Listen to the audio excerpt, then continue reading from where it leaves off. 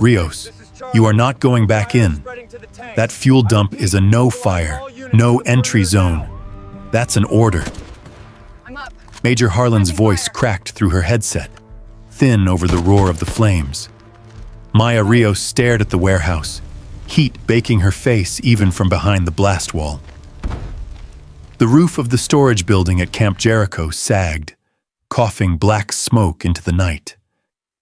Somewhere inside, Echo Platoon's last 2 recruits were unaccounted for. They were on the south detail, she said. Her throat was dry.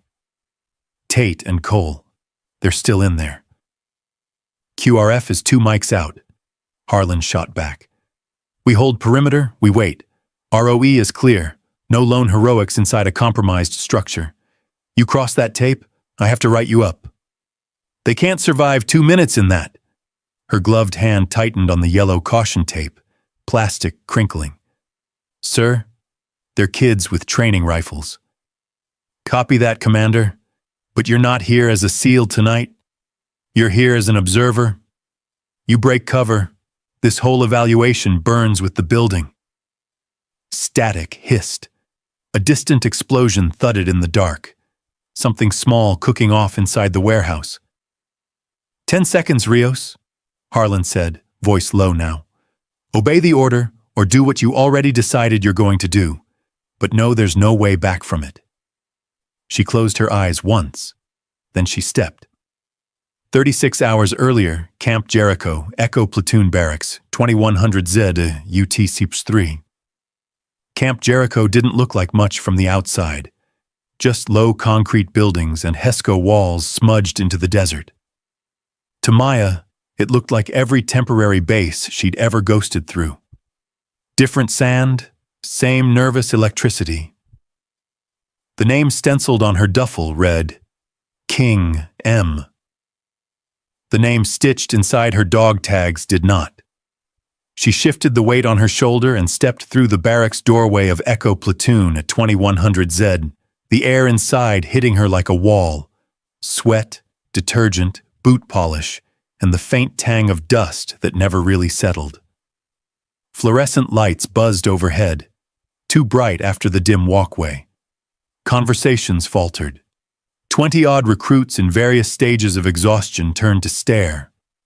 Bunks, wall lockers, and gear crowded the long room, rifles locked upright in racks along the far wall. A battered analog clock above the door ticked past 2101. She walked halfway down the aisle, reading faces like maps. Tight shoulders, crossed arms. A couple of wary glances from the other women clustered near the far end. One cluster of men on the left, 3 bunks together, didn't bother to hide their irritation at the interruption. Ma'am," one of them said, pushing himself off his bunk. He was all sharp cheekbones and attitude. Wrong barracks. Female bays down the hall. A couple of his buddies snorted.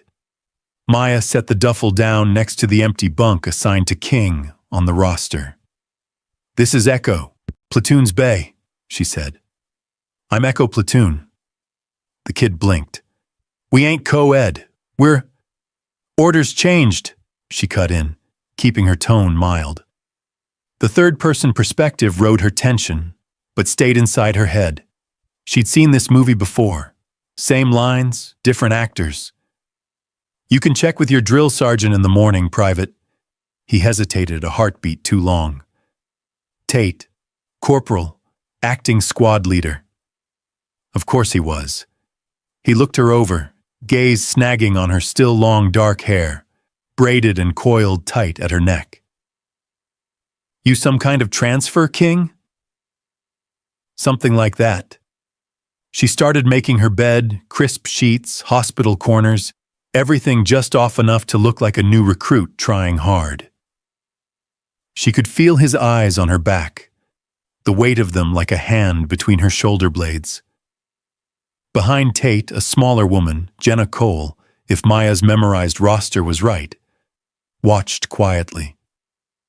Cole's eyes flicked from Tate to Maya, then back down to her own hands, folded white-knuckled on a book. Lights out in 15, someone called from the far end. Groans answered, the room slowly resuming its rhythm. Rifles checked, boots lined up under bunks, the rituals of sleep in a place where real rest never quite arrived.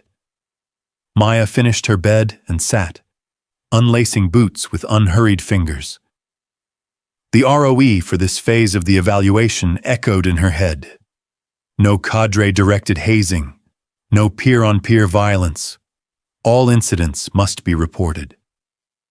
On paper, recruits at Jericho were safer than most. On paper, anyway. She'd been inserted precisely because paper lied. Tate passed her bunk on his way to the head, shoulder brushing hers. "You sleep light, King," he said under his breath. "Echo's not the Girl Scouts." She glanced up, met his eyes, and smiled without warmth. "Good. I'm allergic to cookies." He snorted despite himself, thrown off balance. He wasn't used to pushback that didn't escalate. Noted. Lights went out exactly on time.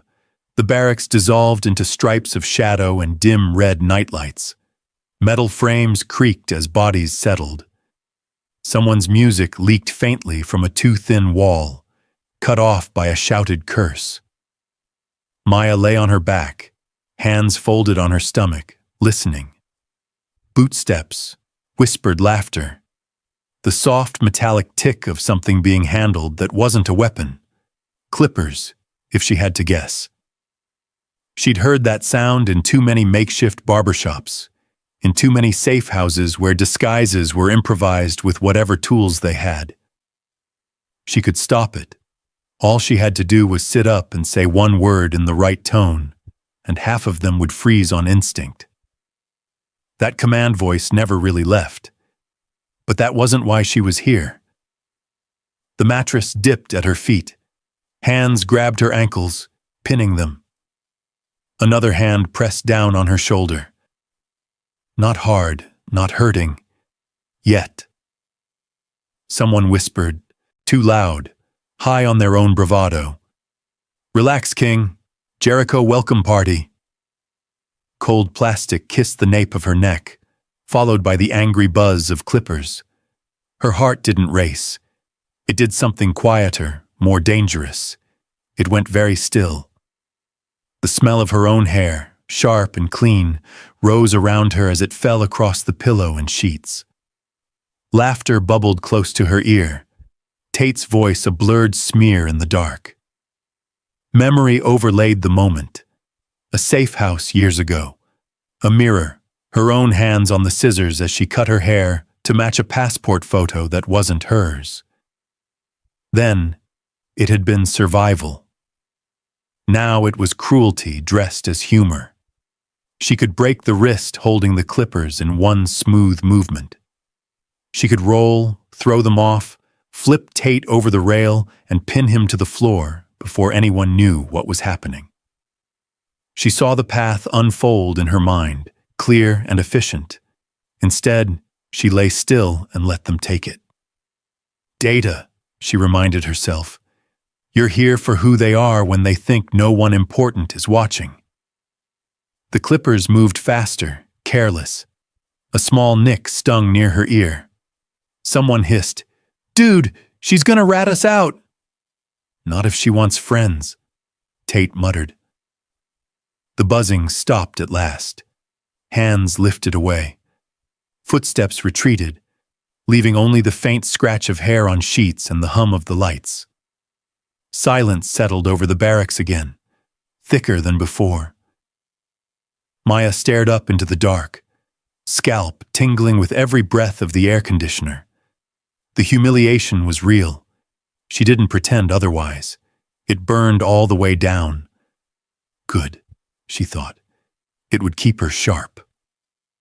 Outside the narrow window above her bunk, headlights washed across the wall as vehicles rolled past toward headquarters. Late-night movement, unusual for the training schedule she'd read.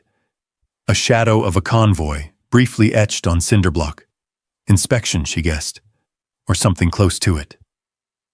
She smiled in the dark, a small, cold thing.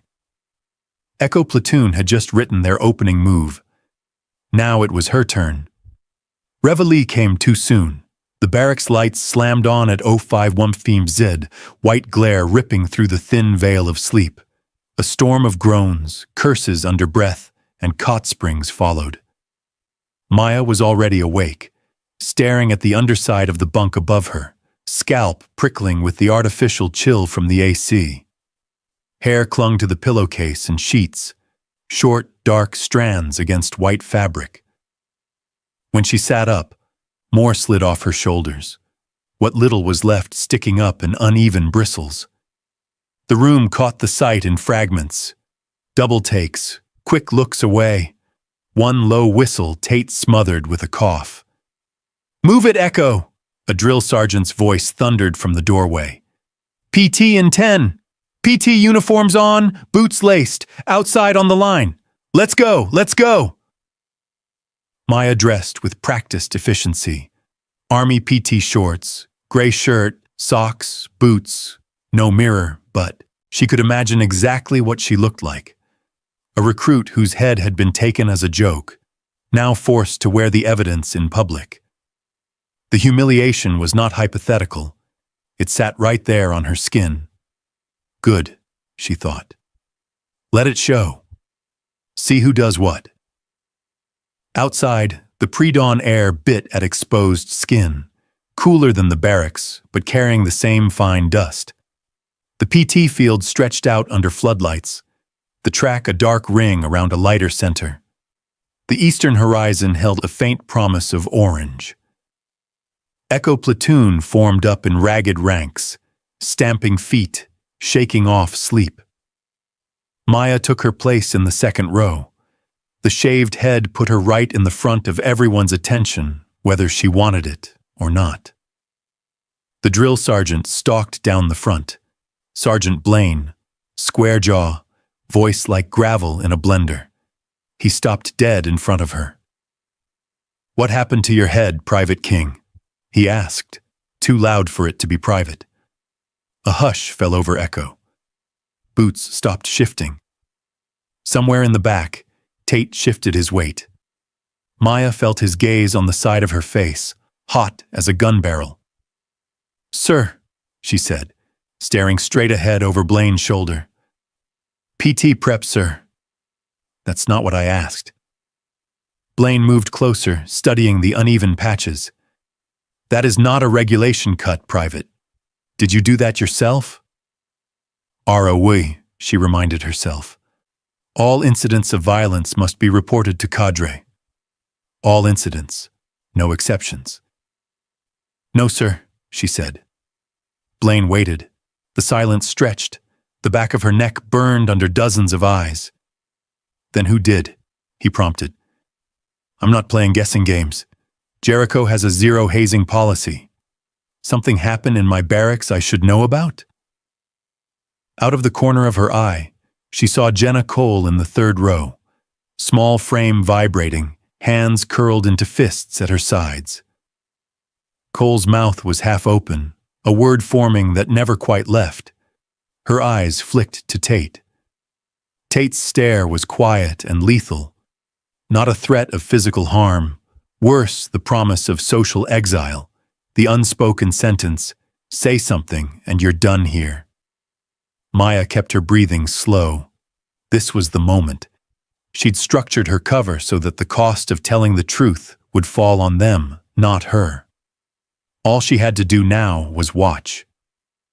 "No excuse, sir," she said finally. Blaine's eyes narrowed. "That's not an answer, King." "No, sir," she repeated. "It won't happen again, sir."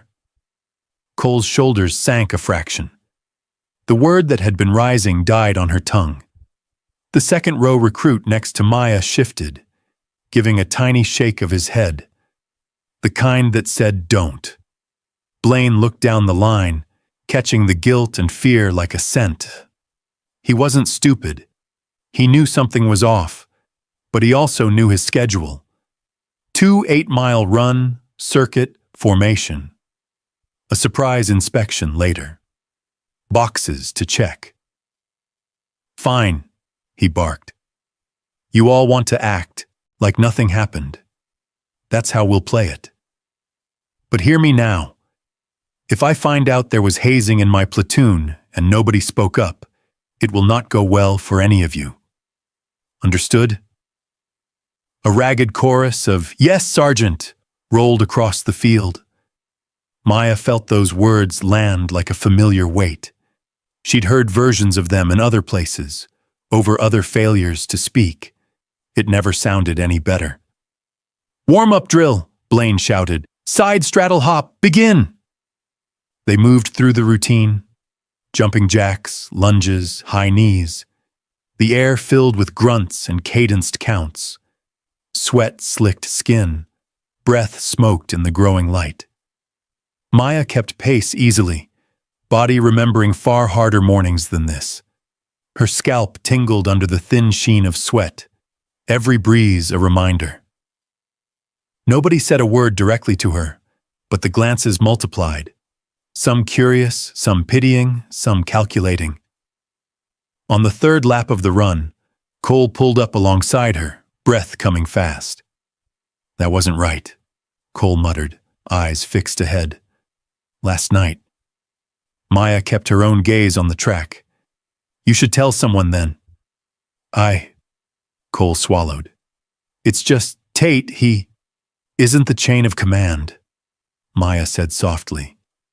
"And he won't be there when you're under real fire, deciding if someone deserves backup." Cole flinched as if struck. For a second she looked like she might peel out of formation and head straight for Blaine. Maya felt a flicker of hope. Then Tate's voice snapped from behind them. "Pick it up, Cole! You want to fall out this early in the cycle?" Cole's stride stuttered. The moment passed. She shook her head, eyes squeezing shut for 2 steps before she forced them open again. "Forget it," she whispered. "It's just hair, right?" Maya didn't answer. The disappointment was a cold, old companion in her chest. She hadn't really expected different. People rarely wanted to be first into any kind of fire. After PT, they filed back toward the barracks, shirts clinging, boots damp with sweat. Blaine peeled off toward headquarters, clipboard under his arm. Maya watched him go, then caught up to the assistant drill, Staff Sergeant Nguyen, as he locked the arms room. "Staff Sergeant," she said, deliberately tentative, like a recruit overstepping. "What time's the next barracks inspection, sir?" Nguyen frowned. "Why? You planning to actually fold your socks this time, King?" A few recruits laughed. "Yes, Sergeant," she said. "Just want to be ready." Nguyen grunted. "Jericho standard. Command likes to pop in mid-morning, anywhere between 0830 and 0930. You won't miss it." "Oh," she said lightly. "Copy that, Sergeant." As she stepped back into the barracks, the clock above the door read 0620. Her scalp still burned. Nobody had filed a complaint. Nobody had done more than whisper. Fine, she thought. If Echo wouldn't write its own correction, she would. And if Command wanted a real look at who they were, she'd make sure they couldn't look away. By 0830Z, Echo's bay smelled like panic. Detergent, boot polish, and too much deodorant fought to cover sweat. Bunks were stripped and remade. Wall lockers gaped open, displaying uniforms and gear in stiff, hopeful symmetry. The rifles in the rack, M4A1s, bolts locked to the rear and chamber flags in, stood like an audience. Maya watched the scramble from her bunk, folded in on itself. She'd already done her part. Bed tight, gear aligned, footlocker squared away to the exact standard in the training manual, with just enough imperfection not to scream prior experience. The shaved scalp made everything else feel louder, every glance sticking to it. 10 minutes, Staff Sergeant Nguyen shouted from the doorway. You look like a landfill, Echo. Major Harlan sees this trash, and you will pray for death. Fix it. Recruits rushed faster. Tate barked at his little kingdom of bunks, rearranging a boot here, a cover there, like it might erase last night. Jenna Cole smoothed her blanket with short, precise movements, carefully not looking at Maya. Maya sat on the edge of her bunk, hands resting on her knees, watching the second hand tick around the cheap wall clock. She could feel the evaluation tightening, the way a rope did before it took weight. Objective: change the power dynamic without saying a word more than necessary. The sound came first. Diesel engines outside, idling down. Then footsteps in the corridor. More than one set, boots in chorus. The room snapped even straighter. "Attention!" Nguyen called, voice cutting through the noise. Echo moved as one, backs straight, chins tucked. Maya rose with them, eyes forward. The shaved head felt suddenly, painfully exposed. Major Harlan stepped through the door. He wasn't tall, but he carried himself like he took up more space than he did. Army combat uniform, sleeves rolled, patrol cap under his arm. His gaze swept the room once, quick and assessing. Behind him, Blaine and Nguyen bristled, already tense. Maya had met him once before, in a briefing room with the doors locked and phones outside. There, he'd been informal, sleeves pushed up, leaning over a table of satellite imagery. Here, he was the embodiment of authority. He didn't look at her. Not yet. "Echo platoon," he said, voice conversational. "I've seen cleaner arrangements in a goat pen." A few recruits exhaled tiny laughs, immediately regretting it. Harlan drifted down the aisle, checking lockers, tapping boots with his toe. "Who's the acting squad leader?" he asked. "Corporal Tate, sir," Tate said, snapping to even straighter attention. "Step out, Tate." Tate did, jaw locked. Harlan circled him once like he was appraising a vehicle. "Your platoon have any issues I should know about?" Harlan asked. "Anything out of the ordinary? Hazing, contraband, unauthorized barber work?" The last words dropped like pebbles in water, rings of tension spread out visibly. Maya didn't move a muscle. Tate's eyes flicked just once toward her shaved head. "No, sir," he said. "Just standard training, sir." Harlan watched him a beat too long. "Is that right?" He continued down the line. Maya could feel him getting closer the way she always had in an op, like pressure building at the base of her skull. The ROE for this moment had been clear in their brief. He didn't have to reveal her. He could treat her as a ghost and keep the evaluation running quiet. But ROE also said, "Customs and courtesies in front of troops, no exceptions." Harlan stopped directly in front of her bunk. Up close, she saw the small changes in his face since the last time. More lines around the eyes. A scar she didn't remember near his hairline. His gaze hit her shaved head, lingered a second, then dropped to the name tape on her chest. King. Something flickered behind his eyes. "Private King," he said. "Sir," she answered. Their gazes met for the first time, and behind the blankness she gave him, she let a question sit. "Your move.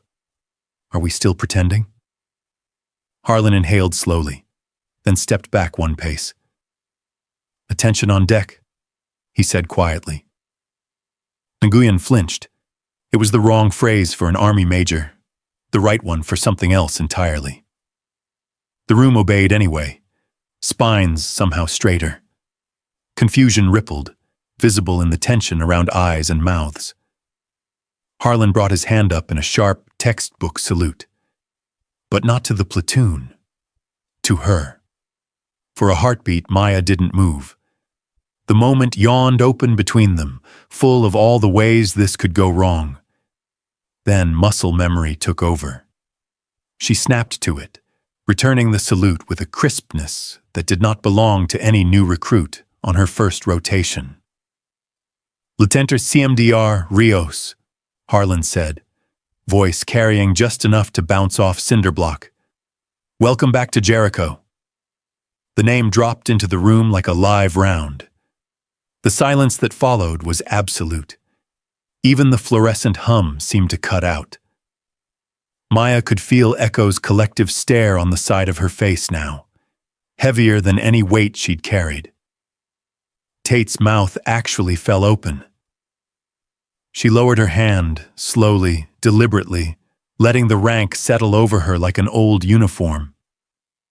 In the third-person camera of her thoughts, the legend she'd tried to avoid stepped forward uninvited. SEAL, Black Side Operations. The ghost story whispered about a woman who never existed on the roster. She saw it landing in their minds and wished she could drag it back. "Sir," she said evenly, "Camp Jericho's changed the decor." A tiny twitch at the corner of Harlan's mouth. "So I see." He turned, addressing the room now. "For those of you who somehow missed the rumor mill, this is Lieutenant CMDR Maya Rios, Naval Special Warfare. She's here under orders to evaluate Echo Platoon. Some of you have made strong first impressions." He let that hang, eyes skating over Tate, Cole, the cluster of bunks that had laughed the loudest last night. Maya watched their shoulders sink, watched bravado evaporate, watched shame and anger and fear fight for space. Cole looked like she might throw up. "Effective immediately," Harlan continued. "Lieutenant CMDR Rios has authority over your remedial training program. On paper, she's still Private King for administrative purposes. In reality, you will treat her instructions as coming directly from me. Any issues?" No one dared speak. Tate's hands were fists now, knuckles white. Maya felt the old weight of command settle in her sternum, right over the raw place the clippers had left. The contrast burned. The part of her that wanted punishment stirred. The part that knew what punishment did, long-term, kept it in check. "Good," Harlan said. "Then I'll leave you in her capable hands." He met her eyes one last time, and in the flicker there she read the unspoken. Don't break them. Don't let them go unchanged. "Carry on, Lieutenant CMDR, he said. "Sir?" she answered. Harlan and the cadre stepped out, boots receding down the corridor. For a heartbeat longer, Echo stood frozen. Then Maya turned slowly to face them, shaved head catching the harsh light, rank invisible on her chest, but suddenly blazing in every mind staring back. "All right," she said, voice calm as a drawn blade. "Since we're done pretending, let's talk about what comes next." The sun bled out behind the Hesco walls, leaving the desert in layers of blue and black. By 2150 Z, the obstacle course at Camp Jericho glowed in scattered points of chemical light. Glow sticks marking trenches, low walls, rope climbs. The generators hummed a constant bass line under the whistle shrieks and shouted cadence from some other platoon finishing their drills. Echo waited off to the side, in two ragged ranks. Sweat already darkened their tan t-shirts from evening chow and the thousand small tasks of a training day. Each recruit carried an unloaded M4A1, slung muzzle down, a familiar weight, useless in any real crisis tonight. Maya stood facing them, hands clasped behind her back. Her shaved scalp gleamed faintly under the floodlight spill, a visual reminder no one could look away from. She could feel the cadre behind her, Blaine and Nguyen, like storm fronts, suspicious and restless. "This is out of cycle," Blaine muttered under his breath. "They just did PT this morning. You smoke 'em too hard, we're going to medical, not graduation." Maya didn't turn. "I'm not here to break them, Sergeant," she said quietly. I'm here to see what's under the polish. Jericho's ROE for remedial PT sat clear in her mind. No physical contact beyond safety assists. No targeting injuries. No humiliating tasks. The irony of that last one made her jaw flex. She stepped forward, letting her voice carry. "Echo Platoon," she called. "Today you learned something about paperwork." They shifted, eyes flicking, some still unable to meet hers. "On paper, I'm a private," she went on. "On paper, you have a zero hazing policy. On paper, everything here is clean." She let the silence breathe. "Here's the thing about paper," she said. "It burns." A few of them swallowed hard. "So tonight," Maya continued, "we're going to find out who you are when there's no checklist and no script. You're tired. Good. So is everyone under fire." She pointed to the first obstacle, low crawl under barbed wire strung safe height above the ground, glow sticks marking the lane. "We're running this course in fire teams. Twice. First round, your current leadership. Second round, you rotate. New leaders, new responsibilities." Nguyen shifted. "Ma'am, the schedule." "Staff Sergeant," she said softly, still watching Echo. "If you'd like to file a complaint with Major Harlan about my time management, I'll sign it." Behind her, his exhale was tight, resigned. "Copy." She turned to the platoon. "Tate," he jerked, stepping out. "Yes, ma." He caught himself. "Yes, ma'am." "Congratulations," she said. "Your squad is running first. You set the pace. If anyone in your team falls out, your whole squad repeats the course." A ripple of protest moved through his clique, but Tate tamped it down with a look. Pride and resentment warred behind his eyes. "Grab your people," Maya said, "including Cole." Cole blinked. "Ma'am?" "You heard me, Private," Maya said. "If you can watch someone get hurt in a barracks, you can watch them get tired on your shoulder. Fall in!" They assembled at the line. Tate, two of his usual shadows, Cole, and a lanky kid from the back row who'd laughed loudest the night before. Maya clocked their faces, memorizing who stood where. "ROE for tonight," she said, loud enough for all. "No one puts hands on anyone except to prevent injury. No dragging, no dogpiling, no games. You fall, you get back up yourself. You quit without a medical reason. You and I have a very boring conversation about integrity." Tate gave a sharp nod, jaw clenched. "On my whistle," she said. 3, 2, 1. The shrill blast cut through the night, and they launched. Sand shifted under boots, turning the low crawl into a grinding, graceless slide. Rifles scraped against gravel.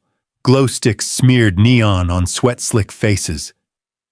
Maya paced the lane, boots crunching just out of reach, listening to their breath. Tate's voice rode the chaos. "Move it!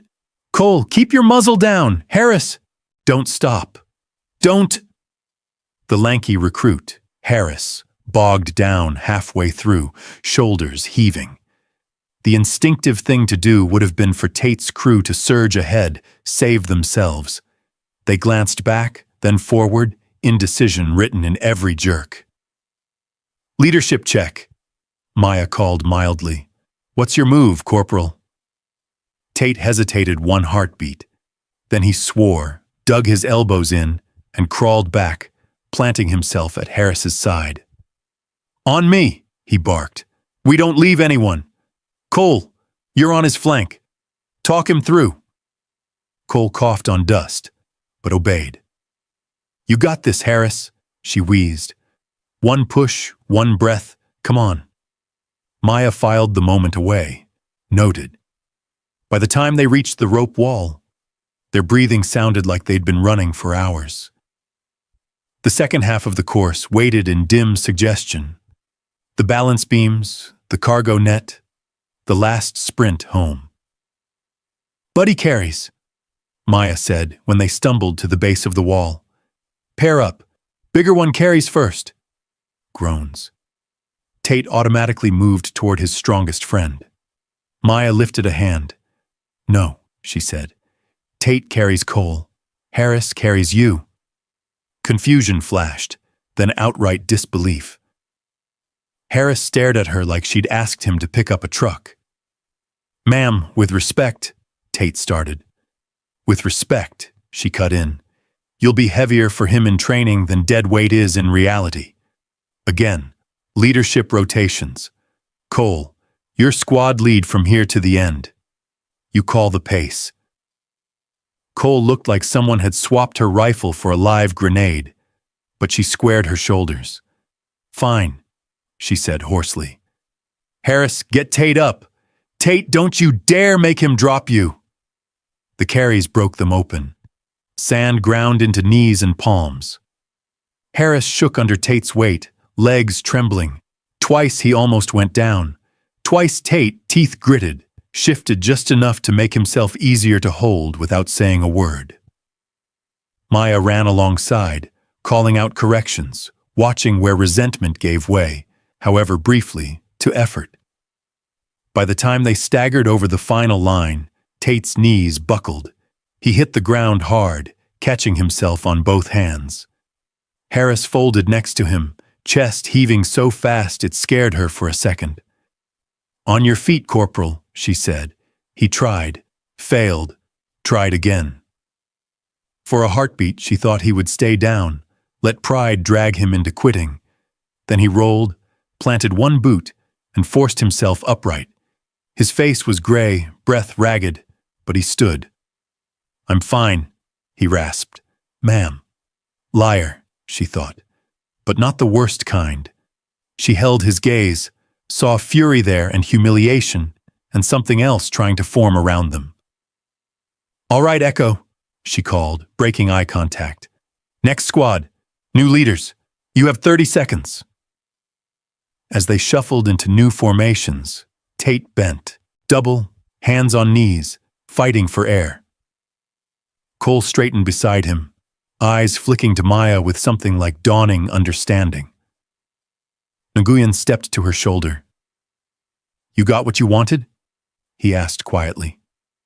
Not yet, she said, watching Tate refuse to sit down.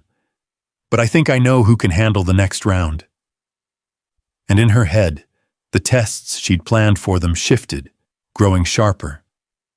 The desert at Ora 100 Zed felt like someone had turned the world down to half volume. Echo Platoon stood in a loose wedge near the start of Lane Delta, night vision goggles flipped up for the moment.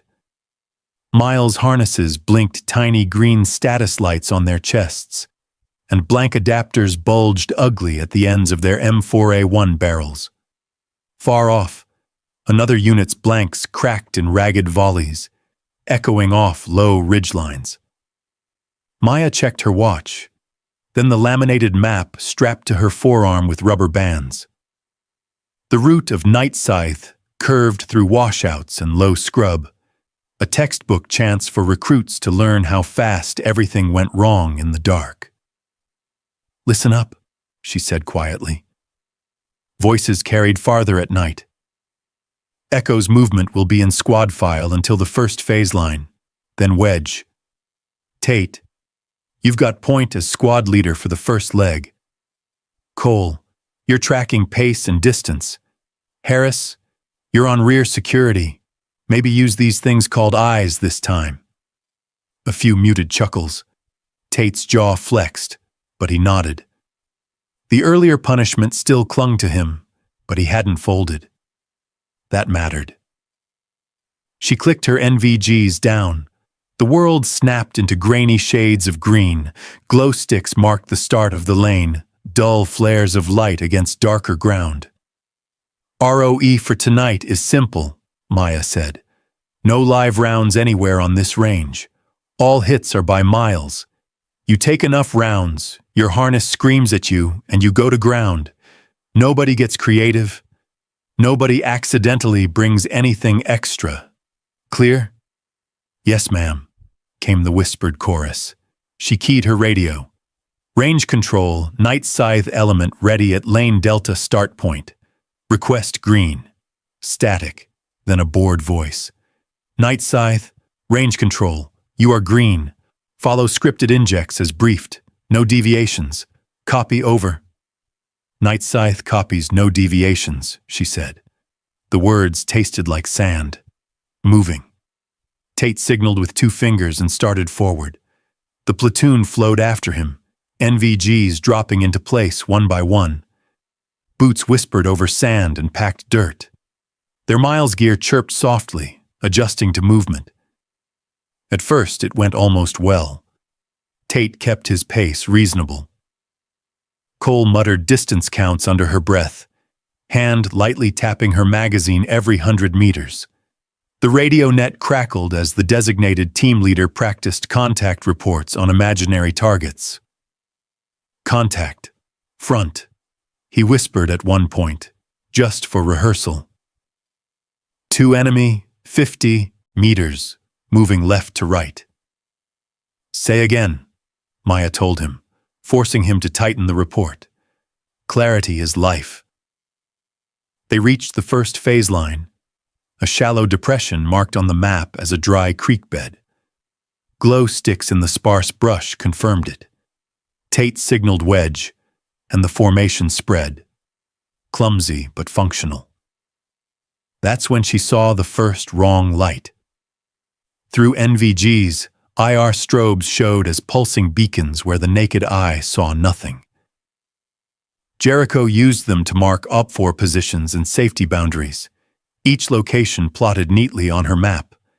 This strobe wasn't on the map. It flickered to the northeast, just beyond a low rise. Wrong place. Wrong pattern. She frowned, sweeping her gaze. A second, fainter pulse answered farther out. Not the steady rhythm of Jericho's standard beacons. These were uneven, like someone had cobbled them together or was signaling without a script. Hold, she hissed. The word rode quietly down the line as hands clenched into fists, boots dug into sand. Tate half-turned, muzzle still pointed forward. Problem, ma'am? Eyes front, she said. You see any strobes on that ridge? He squinted through his goggles. Negative, just the ones we were briefed on.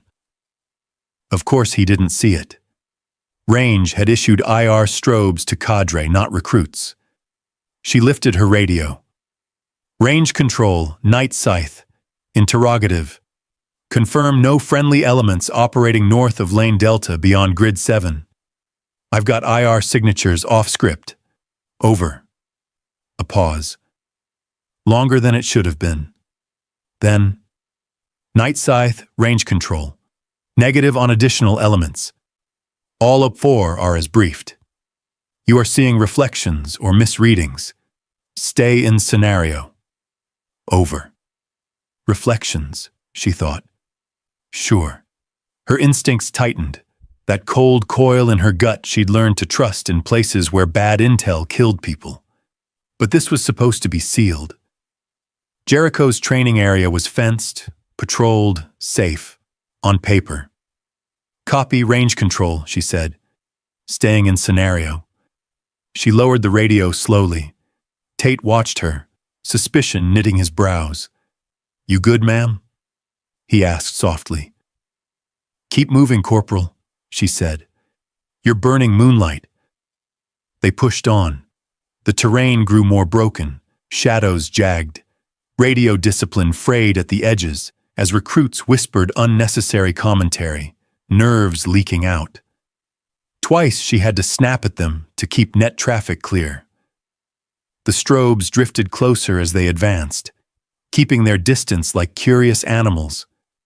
Once, she thought she heard something beyond the scripted blank fire, an echo with a different tone, but it faded before she could isolate it. She called another quiet check to range control. Same answer, sharper this time. Night Scythe, you are to follow the injects as briefed. OPFOR are using strobes for flavor. Do not maneuver to them. Stay in your lane. Over. Flavor. Someone had actually said that. She logged the time and bearing in her notebook anyway, the small green chem light clipped to it barely visible under her NVGs. If this turned out to be nothing, Intel would roll their eyes at the extra detail. If it wasn't nothing, this would be the first breadcrumb. Up ahead, the scripted ambush waited in the creek bed. Op-4 with blanks, Miles lasers ready to kill Echo if Tate botched his first contact. "Get your head in the exercise," she told herself under her breath. "You can't fix what you can't see." But as she signaled Tate to take them down into the wash, that off-map strobe pulsed again in the distance, heartbeat steadying into something like intent. And she couldn't shake the feeling that something out there was watching their little fake war and taking notes. By 0200Z, the exercise should have been winding down. Echo had stumbled through the scripted ambush in the creek bed, half dead, half confused, all of them sweating under their gear. Their Miles harnesses had screamed and beeped, then reset. Op-4 had melted back into the dark, laughing through their own radios. Now they were staged near the edge of training range Bravo, catching a water break while Cadre reset the next lane. The desert wind had picked up, sliding cold fingers down the back of every neck. The sky was so clear it felt fragile. Maya stood a few meters away from the cluster of recruits, radio to her ear, map still strapped to her arm. The IR strobes she'd seen earlier pulsed faintly at the edge of her NVG range, like they were pacing them. "Range control, Night Scythe," she said, keeping her voice low. "Reconfirm, no friendly elements beyond Bravo's north boundary. I've still got IR signatures off-map, bearing 080, over." Static hissed then. "Night Scythe, range control. Reconfirm negative on additional elements. Op-4 are contained within designated lanes. You are chasing ghosts. Stay in scenario, over." Her teeth clicked together at that. "Copy," she said. "Staying in scenario. Out." Behind her, Tate's voice drifted over, pitched just loud enough for his buddies, and for her, to hear. "Told you, she's just messing with us. SEAL mind games." "Keep your voice down," Cole muttered, but the words had already landed. Maya turned, letting her gaze settle on them. Tate dropped his eyes, but his mouth stayed tight, defiant. She walked past Echo without comment and headed toward the instructor's truck parked near the range tower. A single floodlight cast hard shadows over the tailgate, where an Op-4 sergeant was checking gear. Extra Miles harnesses, blank adapters, a battered thermal monocular. "Sergeant," Maya said, "I need to borrow that thermal for a minute." He frowned at her. "Ma'am, that's for cadre role players only. You got a problem with your lane, you take it up with—" "I did," she cut in. "Twice. Range says I'm seeing ghosts. Humor me." He hesitated, caught between regulation and the tone of someone who'd carried more than training rifles. Finally, he sighed and handed it over. "You break it, you buy it," he muttered. She lifted the monocular, flipping her NVGs up with her free hand. The world shifted from green to a different kind of brightness, heat signatures blooming white against cooler gray. Range Bravo was a patchwork of old vehicles and barriers, hulks for recruits to practice cover and movement around. The expected heat sources showed up first. The instructors near the tower, the truck engine still warm, Echo's loose knot of bodies radiating in a blurry cluster. Then she panned east. There. On the far side of the nominal boundary, beyond where Op-4 were supposed to roam, 3 distinct figures moved in a staggered line. Hot, armed. Their shapes were wrong for Miles-inflated Americans. She zoomed a little, focusing on the silhouette of the nearest weapon. Not the boxy profile of an M4 with a blank adapter. Longer, curved magazine, no barrel plug. Nothing about it said training tool. Her chest went cold. Smugglers, she thought. Or something like them. The intel slides from her Jericho brief flashed behind her eyes. Grainy photos of men slipping along fences with real rifles, testing response times. Anything? The OP4 sergeant asked. Yeah, she said. Your ghosts brought friends. She keyed her radio again. Range control, night scythe. New report. 3 heat signatures moving east of Bravo North boundary, armed with weapons that do not match U.S. training silhouettes. Recommend immediate confirmation of perimeter integrity. Over.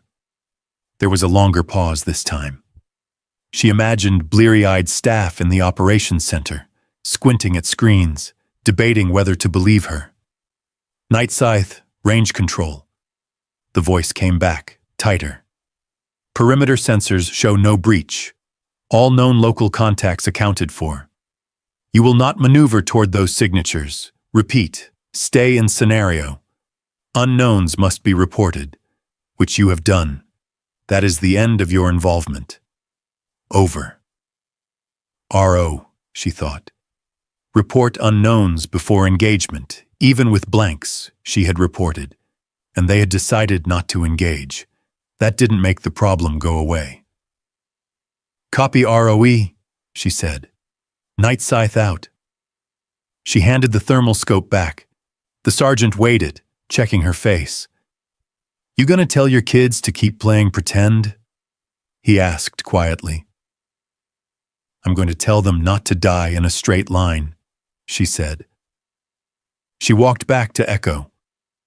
Tate straightened, game face snapping on now that he thought the show was over.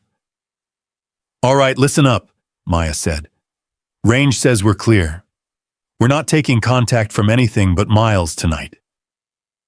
A few relieved exhales. Harris rolled his shoulders, trying to work out a kink. That said, she continued, we are adjusting our route. Slight dogleg south to avoid some rough terrain. Tate, you're shifting your phase lines accordingly. Cole, recalc the distances. Tate frowned. Ma'am, maps are helpful, she said.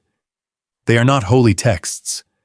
You can either practice being flexible now, or learn it the hard way later.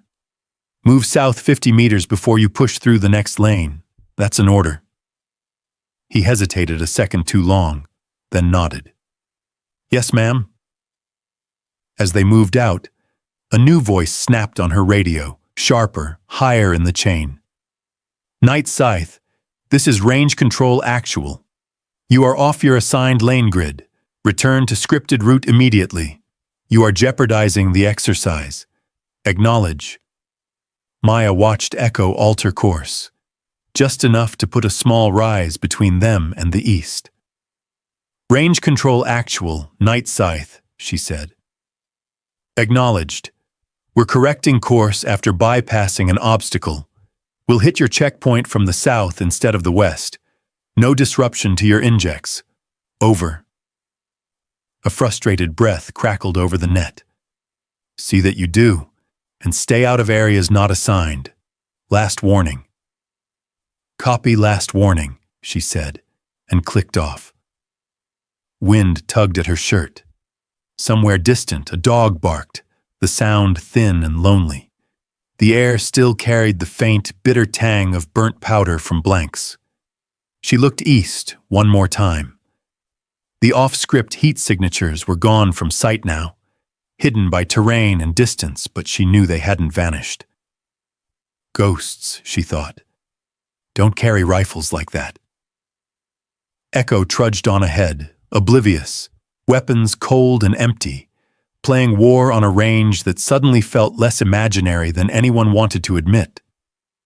The next lane was supposed to be simple.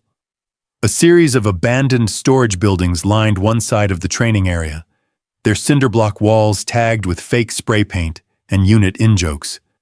Echo's task, according to the laminated scenario sheet, was to clear a path between them while Up4 harassed from a distance with blanks and Miles lasers. According to her gut, it was something else entirely. "Echo, hold here," Maya said, raising a fist. The platoon bunched up along the edge of a gravel service road, M4A1s at the low ready, Miles' harnesses winking in the dark. She walked ahead alone, boots crunching softly. One building near the end of the row stood a little apart from the others, chain-link cage bolted to its side. A heavy padlock hung from the cage door, dull under the distant floodlights. "Ma'am?" Tate said behind her, voice low. "You want us to stack on the first building?" "Not yet," she said. "Take a knee. Security out. Cole, keep your eyes on that tree line." Cole sank down, scanning, jaw tight. Harris rotated to rear security, trying to look like he wasn't terrified. Maya crouched near the corner of the building. There, in the angled spill of a distant light, something glinted. She brushed sand away with her gloved fingers, exposing a short brass cylinder, a spent casing. She rolled it between thumb and forefinger, listening to the tiny metallic rasp. Blank rounds left a different mark, crimped mouths, soot patterns she could identify by feel. This one had a clean, open neck, tiny imperfections where a bullet had once sat. 556, NATO, real. Her stomach tightened. She keyed her radio. "Range control, Night Scythe. Be advised I've located expended brass with open neck casings near the storage structures on Bravo. That's live 556 signature, not blank. Request confirmation that no live fire evolutions have been run here in the last 24 hours. Over." The reply came faster this time, annoyed. "Night Scythe, range control. All live fire events are conducted on separate ranges. There has been no live 556 on Bravo in the last 72 hours. All current ammunition on Bravo is blank and accounted for. Your exercise will proceed as scripted. Over." She stared at the casing, feeling the familiar creep of unreality when official words didn't match what was in her hand. "Copy your last," she said. "Night Scythe out." The padlocked cage loomed in the corner of her NVG view, full of shadowed shapes, crates, racks, something long and covered with a tarp. The sign on the door read, in stenciled letters, "Authorized personnel only. Row for recruits. No entering locked facilities. No exceptions." She'd even signed off on that as part of the evaluation plan. She rubbed her thumb over the casing once more, then slipped it into her pocket. Someone had fired live rounds here, recently enough that the brass hadn't been crushed into dust. She glanced back at Echo. 20-odd kids, sweating under gear, weapons loaded with blanks, depending on the adults in the tower and on the net to keep their reality clearly labeled. She'd seen what happened when that trust was misplaced. Maya walked to the cage. The padlock was old, the metal pitted.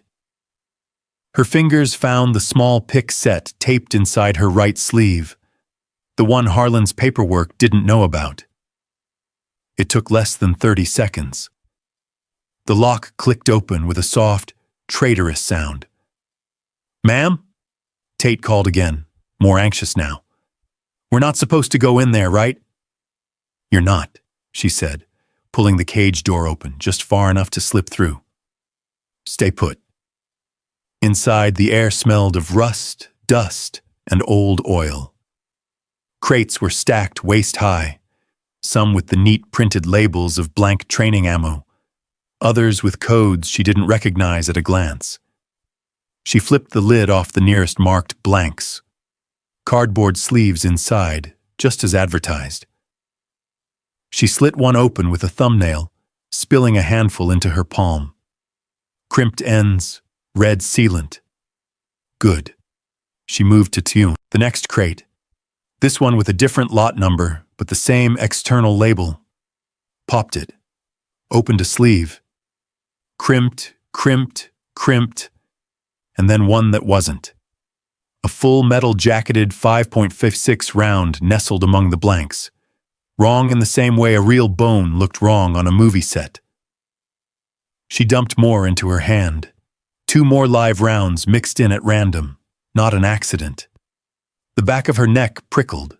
Whoever had done this had counted on chaos and trust, on nobody inspecting every box, on range control being sure of its own inventory. She worked quickly, checking another crate. Same story. Mostly blanks, a scattering of live rounds like seeds. Night Scythe Actual, report your status, range control snapped in her ear. You are stationary in a non-objective area. Your lane clock is ticking. Over. She ignored the first call, moving deeper. A narrow shelf held a handful of loaded magazines set aside, tagged for demo use. She picked one up, felt the weight.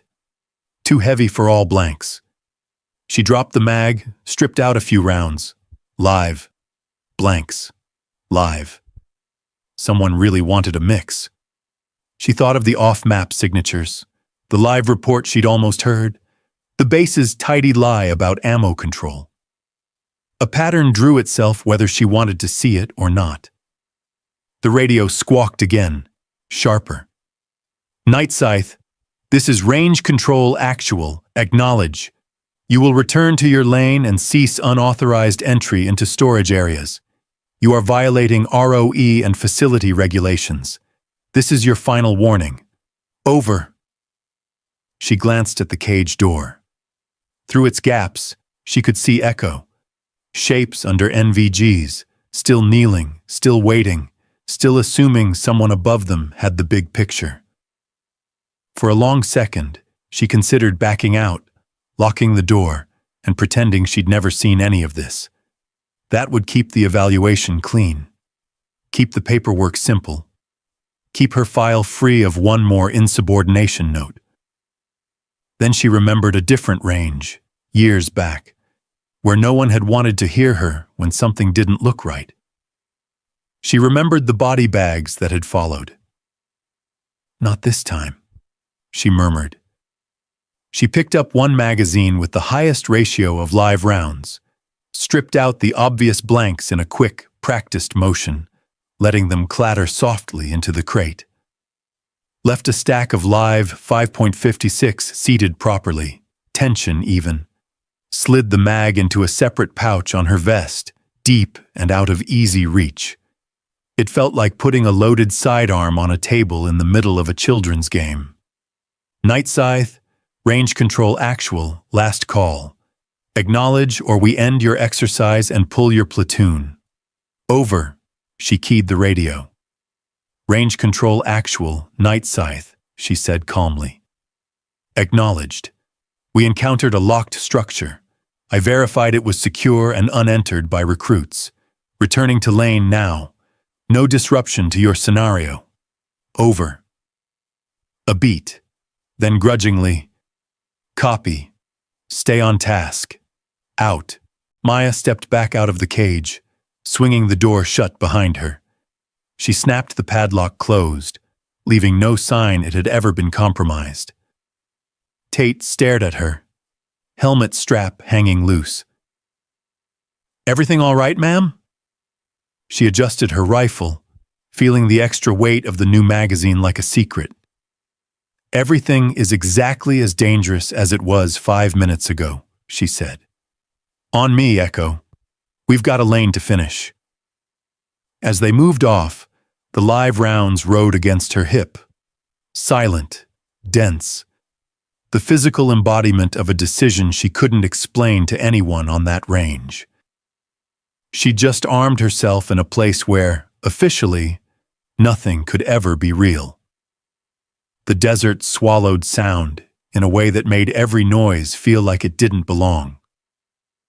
At 0300 Zed, Echo Platoon moved in a loose wedge along the dry creek bed, boots sliding on loose rock, M4A1s held high to keep from snagging on scrub. Miles' harnesses blinked faint green at their chests. the only obvious sign that any of this was supposed to be safe. Maya walked on the left flank, eyes scanning through NVGs, the extra weight of the live magazine at her hip like a second heartbeat. The creek bed was the last big inject on the scenario sheet. OP4 would simulate a surprise ambush, force Echo into cover, then the lane would end with a debrief. Paper said this was the home stretch. Her gut disagreed. "Pace is good," Cole whispered from the center. 300 meters from last checkpoint, ma'am." "Copy," Maya murmured. "Maintain." Tate moved at the point once more, rifle sweeping in textbook arcs. He'd gotten sharper over the last few hours, the rough edges sanded down by exertion and humiliation. She had to give him that. A crackle of radio came from the tiny speaker on her shoulder. "Night Scythe elements, range control. OP4 is repositioning near your objective. Expect contact front within 5 mics.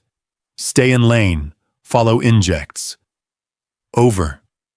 "Night Scythe copies," Maya replied, expecting scripted contact. "Over." Scripted.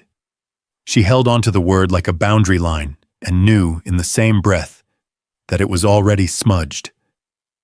They slid down the last slope into the bed proper. The ground leveled, channel walls rising on either side. Perfect place for an ambush, by design. "Remember," Maya whispered, low enough that only the nearest heard and passed it on. "When contact hits, you move. You do not stand in the open and argue about who's hit. We'll sort it after." A few dark shapes nodded. The first muzzle flash came from ahead and to the right. A staccato burst that lit the rocks in NVG green. Half a beat later, Miles' gear on her recruit started to chirp in high-pitched complaint, lasers registering hits.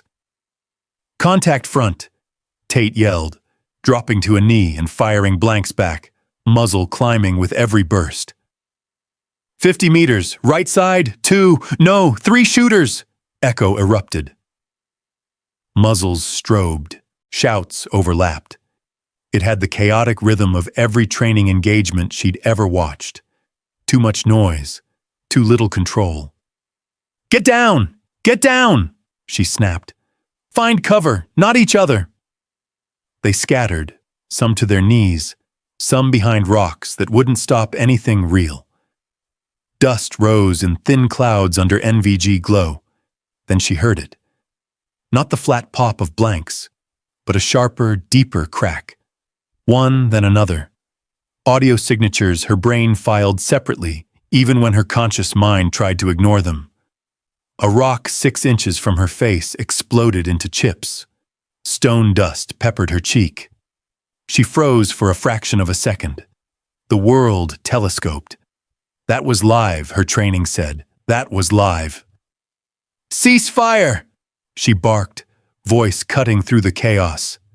"Cease! Hold your fire!" The command ricocheted down the line. Muzzles dropped a little, the storm of blanks thinning but not stopping entirely. One kid, high on adrenaline, kept pumping rounds into the dark. "Tate!" she shouted. "Muzzle control, now!" He grabbed the kid's shoulder, forced the rifle down. "You heard her!" Another live crack snapped overhead, this one hitting one of the Miles harness sensors on a recruit's shoulder. The plastic popped, sparking, smoke spiraling up. The kid screamed anyway, hands flying to the spot, brain not caring that the skin under the plate was intact. "Range control, Night Scythe!" Maya yelled into her radio, sliding behind a waist-high boulder. "Be advised, we are taking live fire, repeat, live fire, from unknowns at our objective. Miles units compromised. Request immediate confirmation of QRF status and authorization to return live fire." "Over!" Static roared back at her. Then a too calm voice. "Night Scythe, range control. All ammo on Bravo is blank. You are experiencing equipment malfunctions and overpressure. Continue exercise." Over. Another round smashed into the rock in front of her, showering her with fragments. Overpressure didn't chip stone like that. She felt the boundary line snap. Time stretched as she slid her hand to the extra magazine. The live rounds inside were suddenly very heavy. Rowe said recruits could not fire anything they believed was live. RO said no live ammo on range. Rowe said report unknowns, then stand by. Echo's voices bled through the static.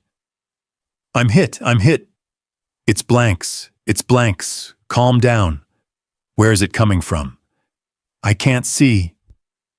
If she held the line, someone was going to take a real round in a place no plastic plate protected.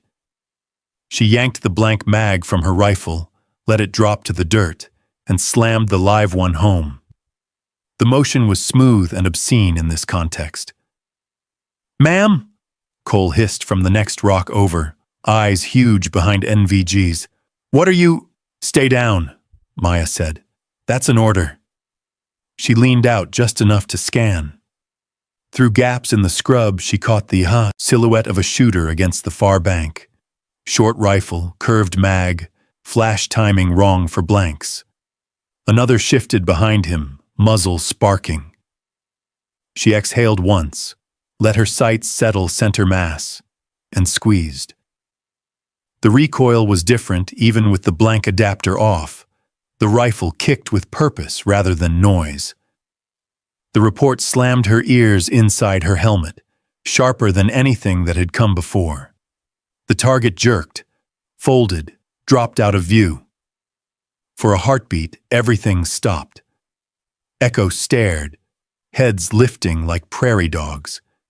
Someone had heard something they'd never heard on this range. A live round from their own side. What was that? Harris whispered, voice cracking. That sounded... Down! She snapped again. Nobody moves unless I tell you. Another shooter popped up further left, firing a wild live burst. Rounds skipped off rock, whining away into the darkness. She pivoted, took a knee behind her boulder, and sent a controlled pair in response. The muzzle flash on the far bank vanished. Her radio exploded with overlapping voices. Night Scythe, this is QRF. Range control to all stations. Confirm no live? Who the fired? She shut them out for a second, throat tight. The decision was made. There was no unpulling that trigger. Echo's Miles harness lights blinked stupidly, trying to decide if they'd been killed or not. She looked at Tate. He looked back, realization dawning, horror and awe tangling in his expression. This isn't an exercise anymore, is it? He said. Maya chambered the next round, the metallic click loud as a sentence. No, she said. It isn't. The echoes of Maya's last shots still bounced off the creek bed walls when the first distant rumble reached her. Engines. Big ones. She risked a glance over the boulder. The far bank where the shooters had been was quiet now. Heat shimmer just beginning to ripple in the NVG view. No obvious movement. No more live flashes. But somewhere beyond the rise to the north, a low growl thickened into a roar. MRAPs, she thought. QRF was awake. Echo, heads down, weapons low, she shouted. I want muzzles pointed at the dirt unless you see a clear, confirmed target. The recruits obeyed in a messy cascade. Blanks still jammed in most of their rifles. Only her weapon held real teeth. Miles' harness lights blinked in disorganized patterns. Some dead, some alive. All of it irrelevant now. Her radio squawked through the static. Night Scythe, this is Jericho QRF, call sign Ironbox. We have multiple reports of small arms fire in your vicinity. Be advised, live fire exercises are not authorized on Bravo. Identify your position and status immediately. Over. Maya pressed the handset to her ear, forcing her voice steady. Ironbox, Night Scythe actual. We are Echo Platoon plus Cadre at grid. She rattled off the coordinates, eyes on her map. Currently taking and returning fire from unknown hostile elements. We have at least 2 enemy down, no friendly casualties confirmed. Our element is in a dry creek bed, oriented east-west, unable to maneuver north without crossing your approach. Over. A pause. Then a different, harder voice. Night Scythe, Ironbox 6. All we see on drone feed is a whole lot of muzzle flashes and no clean PID. You say you're not running live, but something out there is. If we roll in and you're pointing rifles our way, we will respond. ROE is clear, hostile acts or intent. Over. She closed her eyes for half a heartbeat. The past tried to climb up her throat. Another night, another QRF, streaks of tracer fire arcing into friendlies because someone hadn't marked their position fast enough. Not again. She popped her eyes open and looked at Tate. He was still half behind cover, breathing hard, knuckles white on his rifle. "Tate," she snapped. "Inventory your chem lights. Now!" He blinked, startled out of whatever spiral he'd been in. "Ma'am?"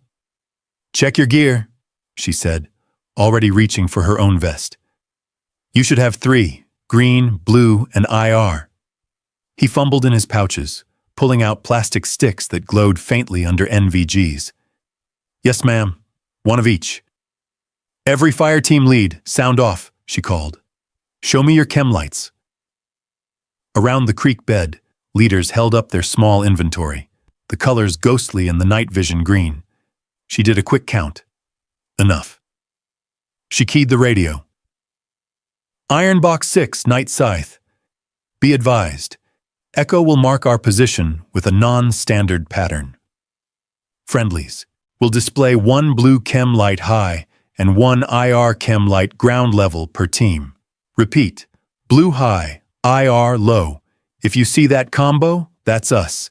Anything else is unknown or hostile. Over." Another rumble over the net, this time an actual human sound, muffled cursing. "Night Scythe, Ironbox 6, the voice came back. "That is not doctrinal. Why aren't you using the standard?" "Because, sir," she cut in, tone just shy of insubordinate.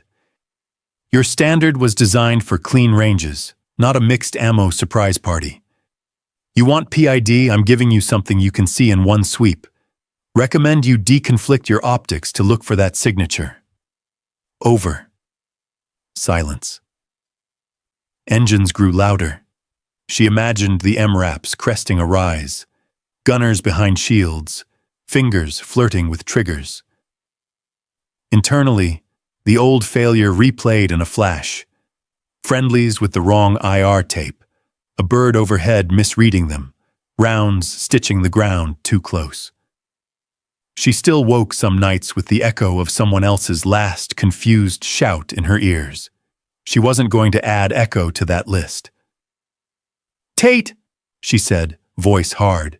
"Get your fire team leaders moving. Blue high, IR low, now! If they don't have the right combo, redistribute. I want this done in 60 seconds. He hesitated just long enough to make her blood spike. Then he nodded, scramble replacing shock. "You heard her," he yelled. "Blue up top, helmets, rifles, whatever. IR on the deck, in front of your position. Move." Echo shifted into motion. Fingers cracked chem lights, shaking them to life. Pale blue flares bloomed along the creek bed, high against rocks and helmets. At their feet, invisible to naked eyes but bright under NVG, IR sticks winked to life in a low line. To anyone rushing in, it would look like a river of paired stars, blue and ghost light, marking exactly where not to shoot. She keyed her radio again. "Ironbox, Night Scythe. Markers are live. Advise your gunners. Any muzzle flashes associated with blue high, IR low are friendlies currently under contact. Unknowns have no such marking. Over." This time the answer came faster. "Copy, Night Scythe. We see your pattern. Bringing vehicles in from the north, weapons tight until we clear your line. Do not maneuver out of that creek bed without coordination. Over. Solid copy, she said. Echo will hold position. She moved along the line, checking each cluster of recruits. Cole was shaking, blue light taped to her rifle barrel, IR glowing faintly at her knees. We're not going to shoot our own guys, right? Cole whispered, almost to herself. Not tonight, Maya said. The MRAPs arrived like small moving buildings, engines snarling as they crested the northern slope. Under NVG, their hot engines were blazing suns. Spotlights snapped on, sweeping the area, then halting. Not on Echo, but beyond, where the creek bed spilled toward the winter east. There! Someone in a turret shouted over the roar. Movement, East Bank! Live fire rattled out, not from Echo, but from the vehicles, controlled and deliberate. Tracer lines stitched into scrub where fleeting heat signatures darted. The unseen smugglers, realizing their cover was blown and their route blocked, peeled off east, away from the range and toward the darker sprawl of storage and fuel. Maya tracked them for a moment, jaw tight. She could see it forming, an escape vector that terminated somewhere she did not want trouble. Her radio hissed with overlapping calls. Range control demanding sit reps. Iron box reporting contact, unknown hostile elements breaking east, no friendly casualties. Her own name, her real one, surfaced in the background chatter, already subject to rumor. She exhaled slowly, letting the adrenaline leak out just enough to keep moving. Echo, she called, voice cutting through the mix. You will stay behind cover until QRF gives you the all clear. You will not wave. You will not stand up for a better view. And you will absolutely not point your weapons at the big armored things that just saved your lives. Understood? A ragged chorus of, "Yes, ma'am," rose around her. Ironbox's lead vehicle braked hard at the edge of the creek bed, dirt fountaining from under its tires. The turret gunner kept his weapon pointed past them, scanning for any last fleeing shapes. Night Scythe, Ironbox 6, the radio crackled. We're holding fire. Unknowns are aggressing east outside Bravo. Perimeter units are being notified. We'll escort your element back to the rally point once you're stable. Over. Maya looked east, past the glow of the range, toward the shadowed silhouette of fuel tanks and warehouses. The game on the range was over. Whatever was happening out there had just begun. The debrief room at Jericho always looked tired. Scuffed linoleum, off-white walls, a long table scarred by 1,000 nervous pens. A whiteboard covered the far wall, Range Bravo sketched on it in blue and red lines. Body armor lay stacked in a corner like empty carapaces. The air smelled of burnt coffee and dry erase solvent, barely cut by the overworked AC humming overhead. Maya sat at the table with her hands flat, palms down. Her hair, what little had regrown, was still a dark fuzz against her scalp. A printed packet lay in front of her, clipped neatly, the top page stamped in bold, Draft After Action Report, Night Scythe. Major Harlan paced near the whiteboard, sleeves rolled, a marker tapping against his palm. Across from her, a lieutenant colonel from HQ, stone-faced, silver oak leaves, leaned back in his chair, fingers steepled. A JAG captain sat to his right, legal pad open, pen ready. Echo waited outside, guarded by cadre and a very clear instruction. Do not discuss last night with anyone, including each other, unless ordered. Walk me through your understanding, Lieutenant CMDR, the lieutenant colonel said. His name tape read, Carver. His eyes never left her face. In your own words. She'd already done this twice, once right after the firefight, again at dawn in a smaller room. Each time the story had gotten shorter. Night Scythe began at 0100Z per schedule, she said evenly. Recruits equipped with Miles harnesses, blank-only ammunition per range Bravo SOP. At approximately 0300Z, Echo Platoon took fire from unknown armed personnel near the final objective. Audio and visual signatures indicated live rounds. Carver's pen ticked once. Indicated. She looked at him, unblinking. Confirmed by physical effects on Rock and Miles hardware, she said. QRF arrived, engaged additional unknowns. Unknown elements egressed east toward the storage and fuel area beyond Bravo. No friendly casualties. At least 2 hostile KIA probable. Harlan stopped pacing. "And your use of live ammunition?" he asked quietly. There it was. The line nobody wanted to say out loud. "I employed a magazine containing live 5.56 rounds against identified hostile shooters," she said. "Controlled pairs, positive target ID through optics, minimal exposure. I fired to prevent loss of life in my element." The JAG captain scribbled something. Carver's jaw flexed. "An unauthorized magazine," Carver said. "On a range designated for blanks only. Where did that come from, exactly?" She could see the path in front of her. Tell the whole truth about the contaminated crates, the mix of live and blank rounds, the unlocked door that had not stayed locked. Point at the padlock and the lot numbers and say, "Your house is not in order." And then watch the investigation swallow Echo, the cadre, Jericho's funding, and any chance these kids had of graduating on time. "I found evidence of live ammunition present in a secured storage area," she said instead, choosing her words like stepping stones.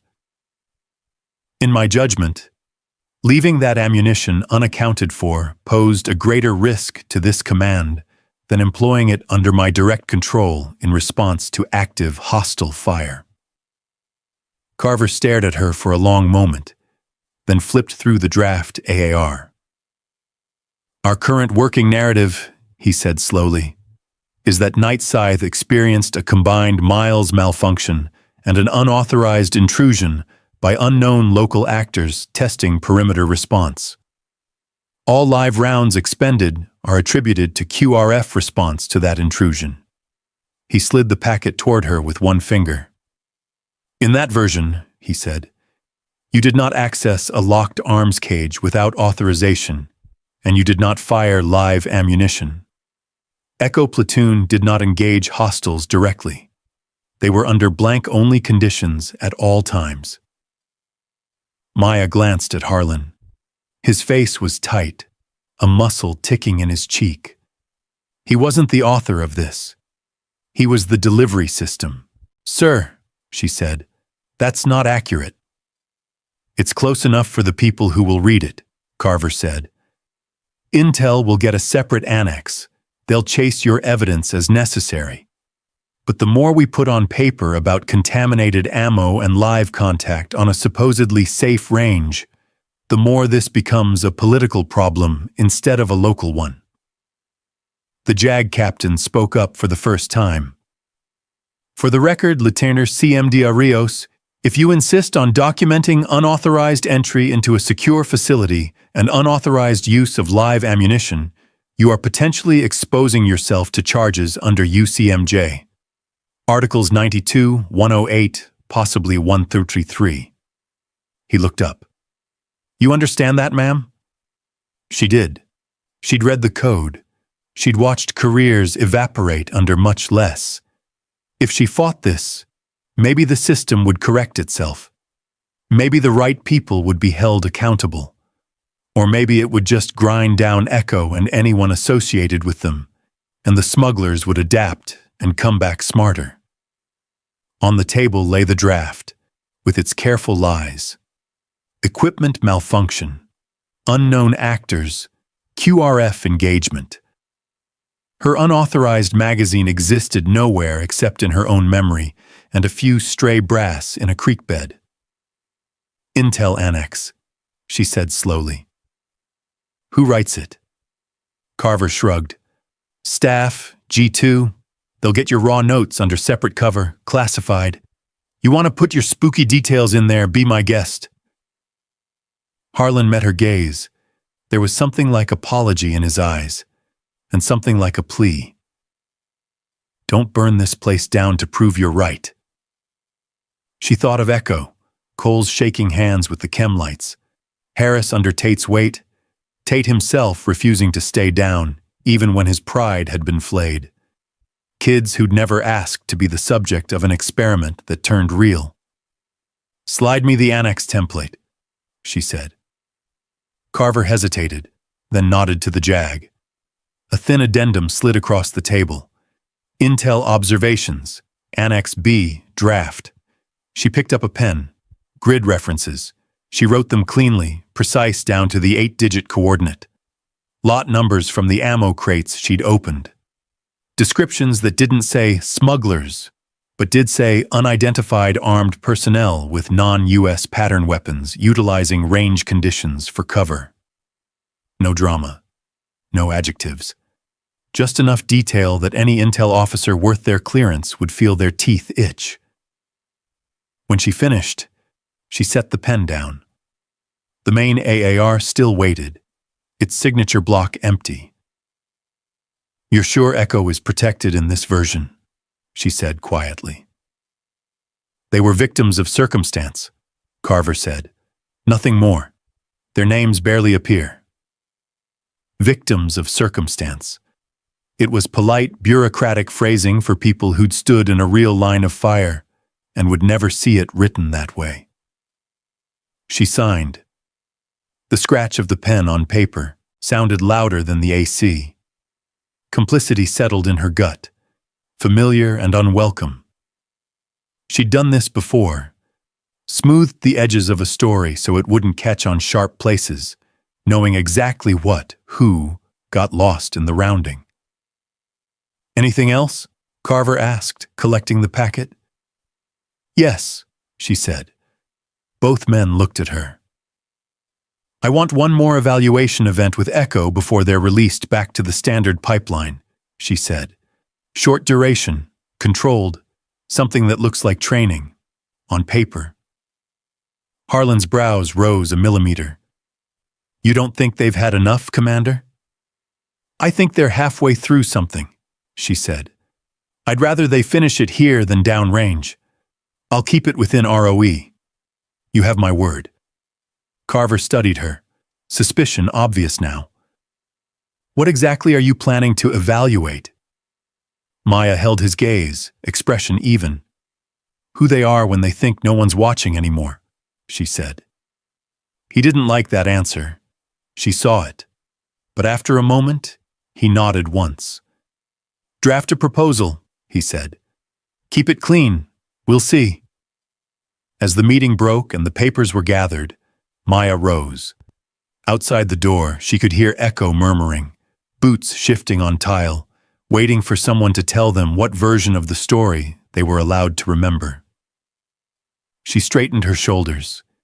If the official record wouldn't carry the weight of what they'd done, then their last lesson would have to. The fuel dump sat on the east side of Camp Jericho like a line of metal moons, cylindrical tanks behind chain link and razor wire, with a squat warehouse huddled beside them. By 1755 the whole area smelled of diesel and hot metal. The sun was dropping, turning everything a flat, exhausted gold. Maya stood with Major Harlan just outside the perimeter gate, listening to the hiss and clank of fuel lines. 2 tanker trucks sat backed up to a manifold, hoses snaking from their bellies to the tanks. This is a bad overlap, she said, watching a contractor in a reflective vest check a valve. We're running an emergency drill that pushes people toward the dump while you're moving thousands of gallons of fuel. That's not a training complication. That's a hazard. Harlan's gaze tracked a forklift trundling into the adjacent warehouse, pallets of boxed rations stacked high. We don't have a choice, he said. Scheduling's already tight, and those trucks need to be empty before 2000 Z or we blow our own throughput. We'll keep your drill contained to the warehouse side. ROE stands. No pyros anywhere near the fuel line. You get your scenario. Logistics gets their numbers. Everybody wins. Nobody wins if something goes sideways, she said. Rios. He turned fully to her now. You asked for one more event. I got you one. Fire department knows it's a drill. QRF knows.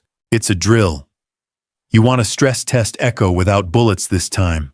This is the shot you get. She watched the forklift disappear into the warehouse, the roll-up door rattling behind it. Inside, a few Echo recruits were already moving props.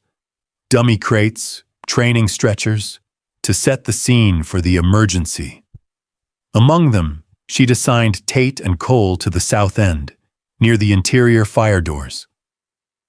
Their ROE? She asked. Exactly as briefed? Exactly, Harlan said.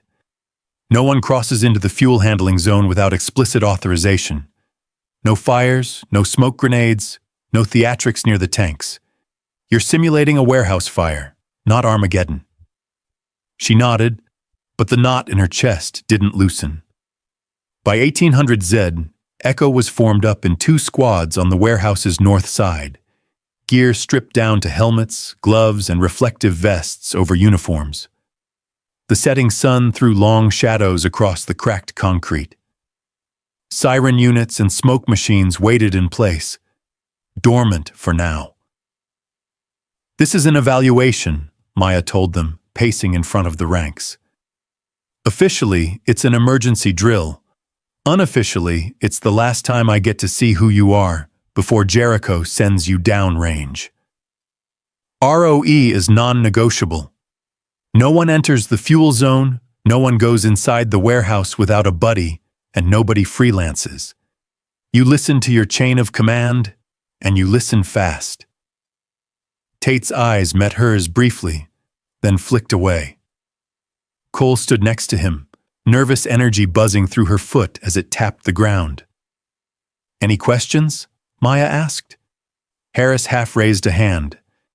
Ma'am, this isn't going to be like the range, right? She held his gaze a second longer than was comfortable. No, Harris, she said. This is a drill.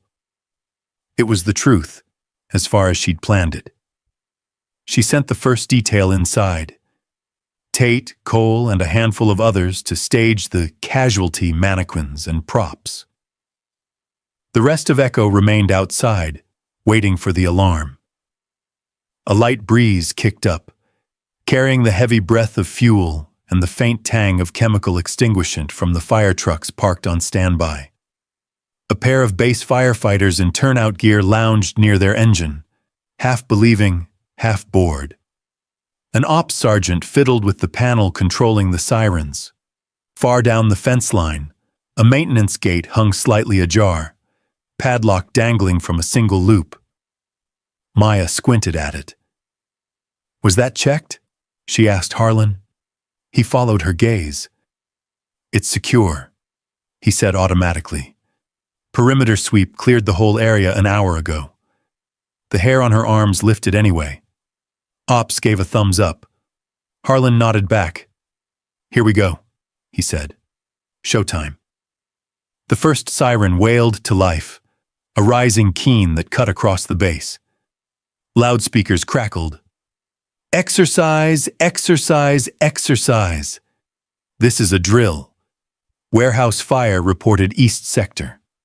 All designated response elements execute as briefed. Repeat. This is a drill. Smoke machines in the warehouse's open north door belched white vapor. Echo snapped into motion, moving toward their assigned positions. Firefighters trotted to their lines, hoses unspooling with a hiss. For 30 seconds, it looked like every other training film she'd ever watched. Then the warehouse blew. It started with a flash from deep inside. Wrong color, wrong shape. Too hard a white edged with orange, The sound followed a moment later, a flat, concussive bang that punched air out of her lungs. The north wall of the warehouse bulged, then tore, a blossom of flame and debris spewing out into the yard. A forklift tire bounced end over end into the air, slamming down in a shower of sparks. The fake smoke was swallowed by something heavier, darker, filled with burning particulates that stung her eyes even from 20 meters out. A firefighter went down under a spray of shattered glass. Someone screamed.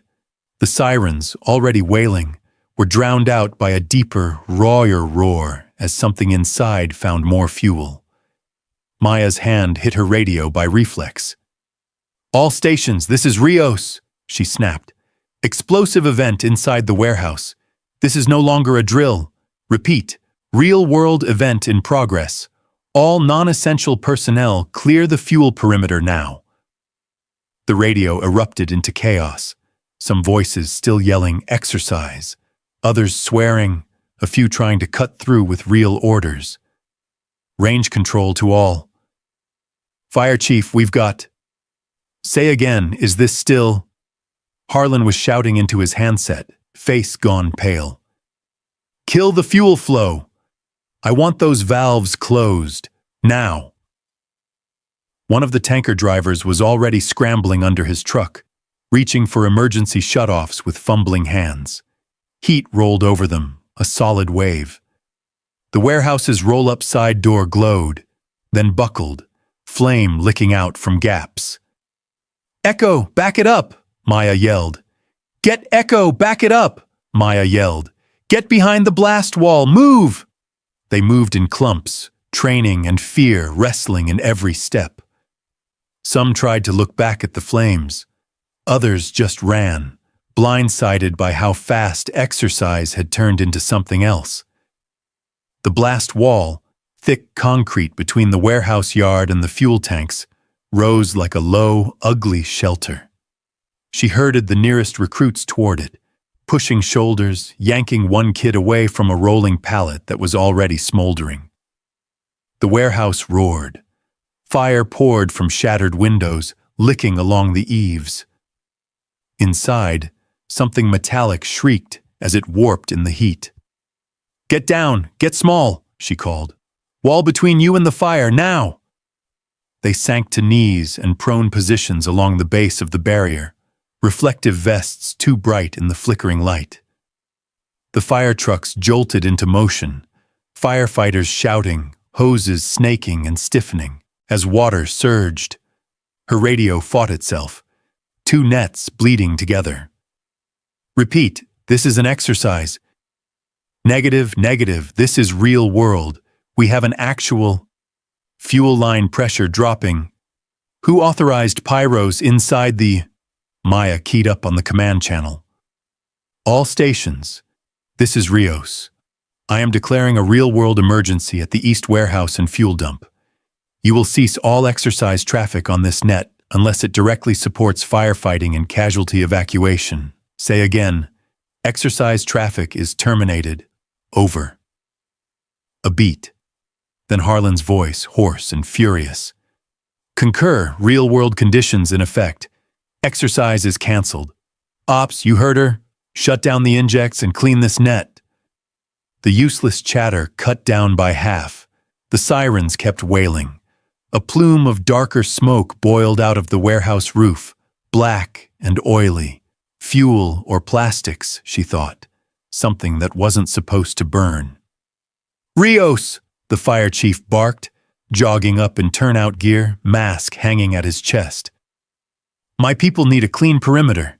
Get your troops back another 50 meters. I don't want any bodies in my collapse zone." "Copy," she said. "Echo, on your feet. We're peeling back to the secondary line. Buddy system, if you lose sight of your partner, you yell." She moved with them, counting almost without thinking.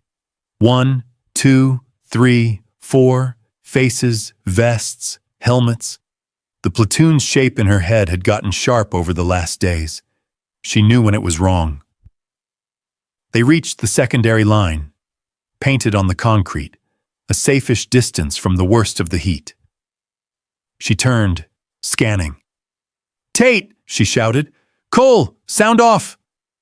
Silence, swallowed by the howl of fire and sirens. Her stomach went cold. "Nguyen!" she snapped. The staff sergeant appeared at her elbow, face slick with sweat, eyes wide. "You had the staging detail," she said. "Who was inside when the blast hit?" He swallowed. "Team Bravo, ma'am. Tate, Cole, Harris, and Mendoza.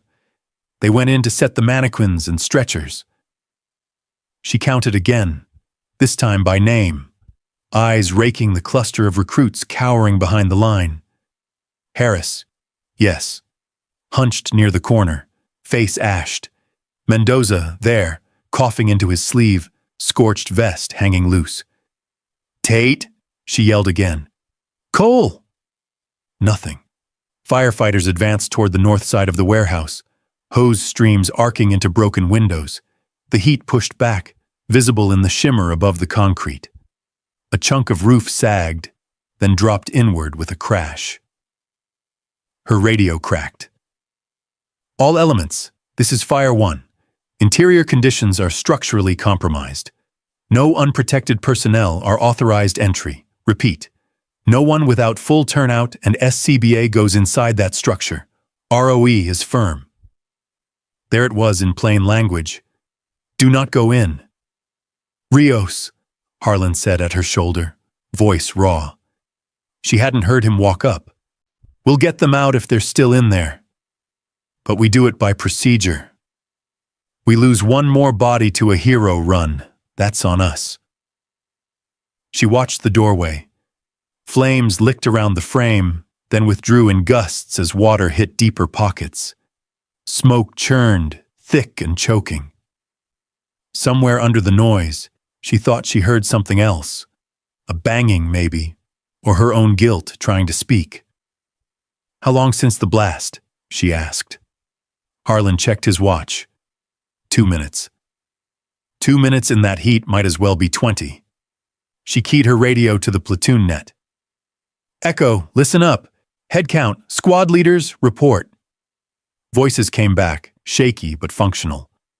"Alpha, all present." "Charlie, all present." "Bravo. Bravo has 2 unaccounted, ma'am. Tate and Cole." Saying it aloud made it real. Maya closed her eyes for a heartbeat, then opened them on the burning door. In the flicker, she saw echoes. Tate's mouth hard as he'd stepped up under the chem-light plan. Cole's hand shaking when she almost reported the hazing, and didn't. Both of them under that warehouse roof because she'd put them there as part of her last evaluation. "You did this," part of her said. "You built the board. Someone else moved first. Because this wasn't an accident. The hung gate on the perimeter. The earlier incursion. The convenient routine fuel transfer and a forklift exactly where an explosion would do maximum confusion. The escaped smugglers hadn't gone far. They'd just waited for noise. "Fire 1 Rios," she said into the net. "Be advised, you may have 2 personnel still inside. 1 male, 1 female, both Echo platoon. Last known position south interior by fire doors. Over." "Rios, Fire 1, came the reply, strained. "We cannot authorize an entry until we've got the main body of the fire knocked down. Visibility's 0, heat's through the roof. If they're in there, best we can do is work fast from outside. Best we can do." She'd heard that before. It rarely was. Harlan's hand landed briefly on her arm, a weight and a warning both. "We stick to protocol," he said. "We already survived one night of things going unscripted. We don't get to roll the dice twice." Maya looked at Echo. Wide eyes, soot-streaked faces, all of them locked on the burning building. Harris was mouthing something, over and over. It took her a second to realize it was just 2 names. Tate. Cole. The cold open moment drew into shape ahead of her like a known horizon. Flame, ROE, a line on the concrete, and a decision that would not unmake itself afterward. "Echo," she said, voice level despite the roar behind her. "You stay where you are. You do not cross that line unless pulled by a firefighter or ordered by me directly. Understood?" They nodded, some whispering back a "yes, ma'am" they didn't really feel. Maya turned toward the warehouse again. The heat hit her full in the face, eyes watering. 10 seconds, she thought. That's about how long you get to lie to yourself that someone else will fix it. She felt the clock start inside her, every tick another grain of sand in a narrowing glass.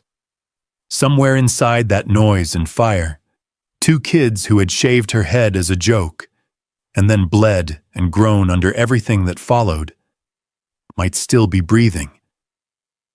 And every second she obeyed the line on the concrete was another second they were alone. The heat at the safety line felt like standing in front of an open oven. Closer, it would be worse. Inside, it would be something else entirely. Maya watched the warehouse door pulse with fire, flame licking out, then sucked back in by the water streams that never seemed to reach far enough.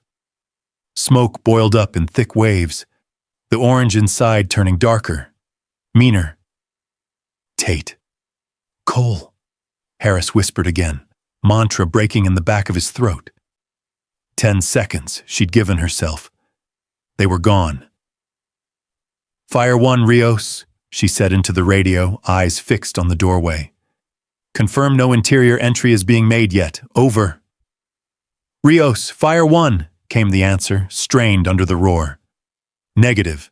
We're still attacking from the exterior. Heat's pushing our people back at the threshold. We crossed that line without full cooling. We're just adding names to the casualty list. Over." So, no one was going in. Not in time.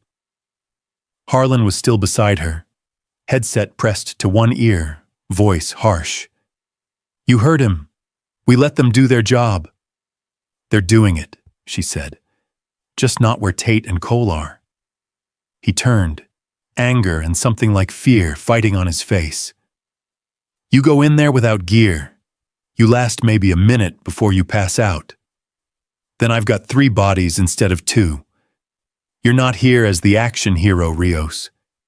You're here as an evaluator."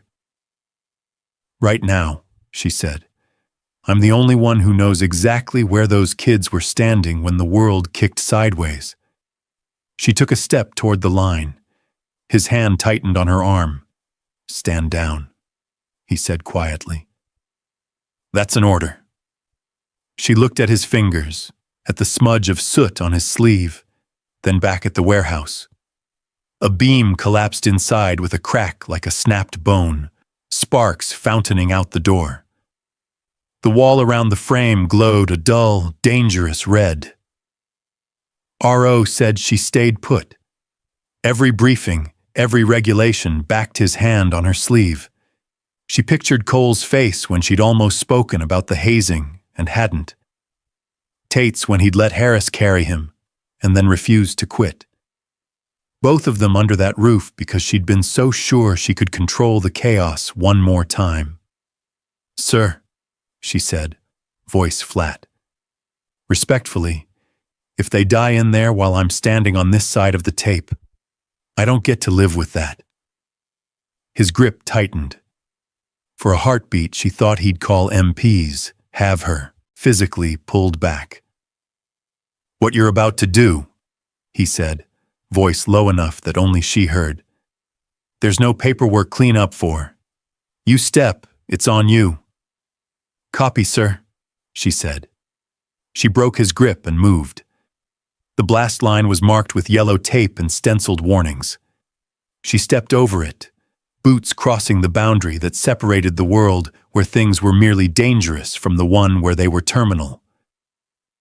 "Rios!" Harlan shouted. "Get back here!" She tuned him out, heading straight for the nearest fire engine. A firefighter was rummaging in a compartment, mask hanging at his chest, eyes wide in the reflected glow. "I need spare gear," she said. "Mask, hood, anything." He stared.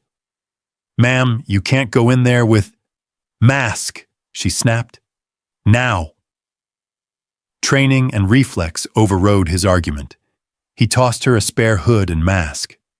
There was no full turnout suit left. Everyone else was wearing theirs. But the mask clipped to a small carry tank. Enough air for minutes, not hours.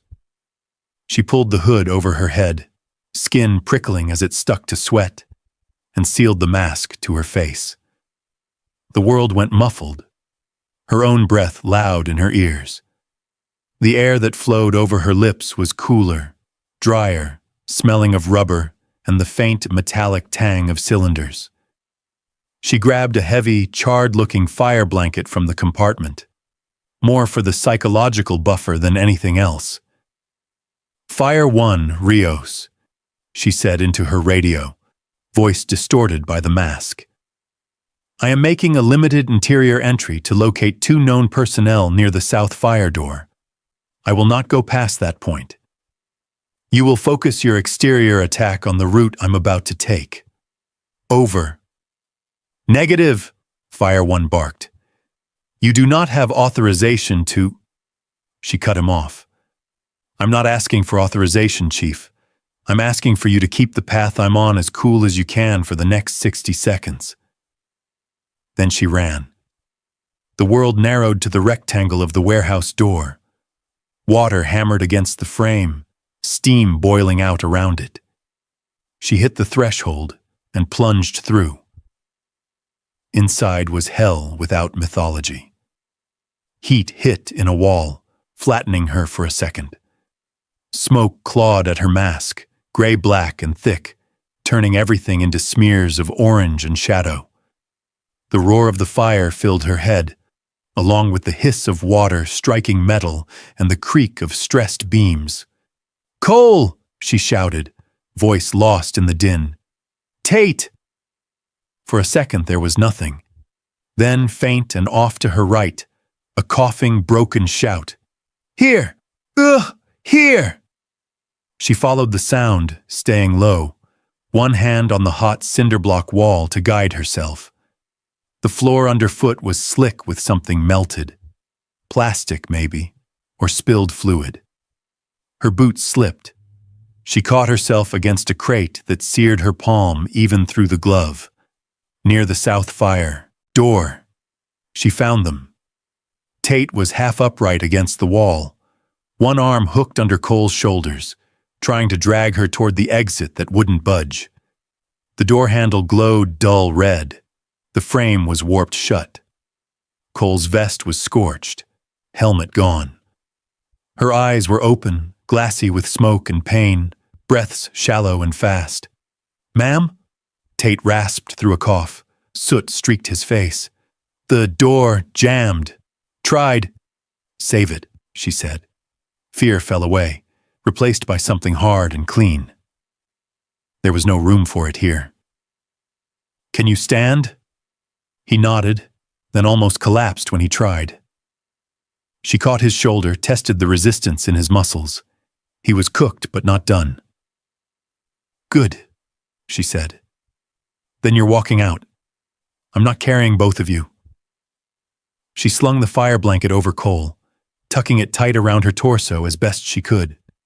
Every second felt like someone else's countdown. "Maya," Cole wheezed, voice so small she almost missed it. "Shut up and breathe," Maya said, gentler than the words. She got an arm under Cole's knees and another around her back. The weight hit her spine with a jolt. Not the heaviest she'd carried, but the hottest. Her mask fogged briefly with the effort. "Tate," she snapped. "Stay on my left. One hand on the wall, the other on my vest.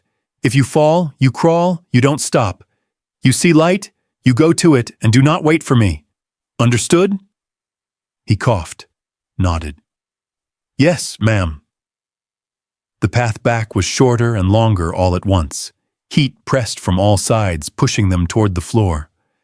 Somewhere overhead, A portion of the ceiling collapsed with a tremendous crash, sending sparks and ash cascading.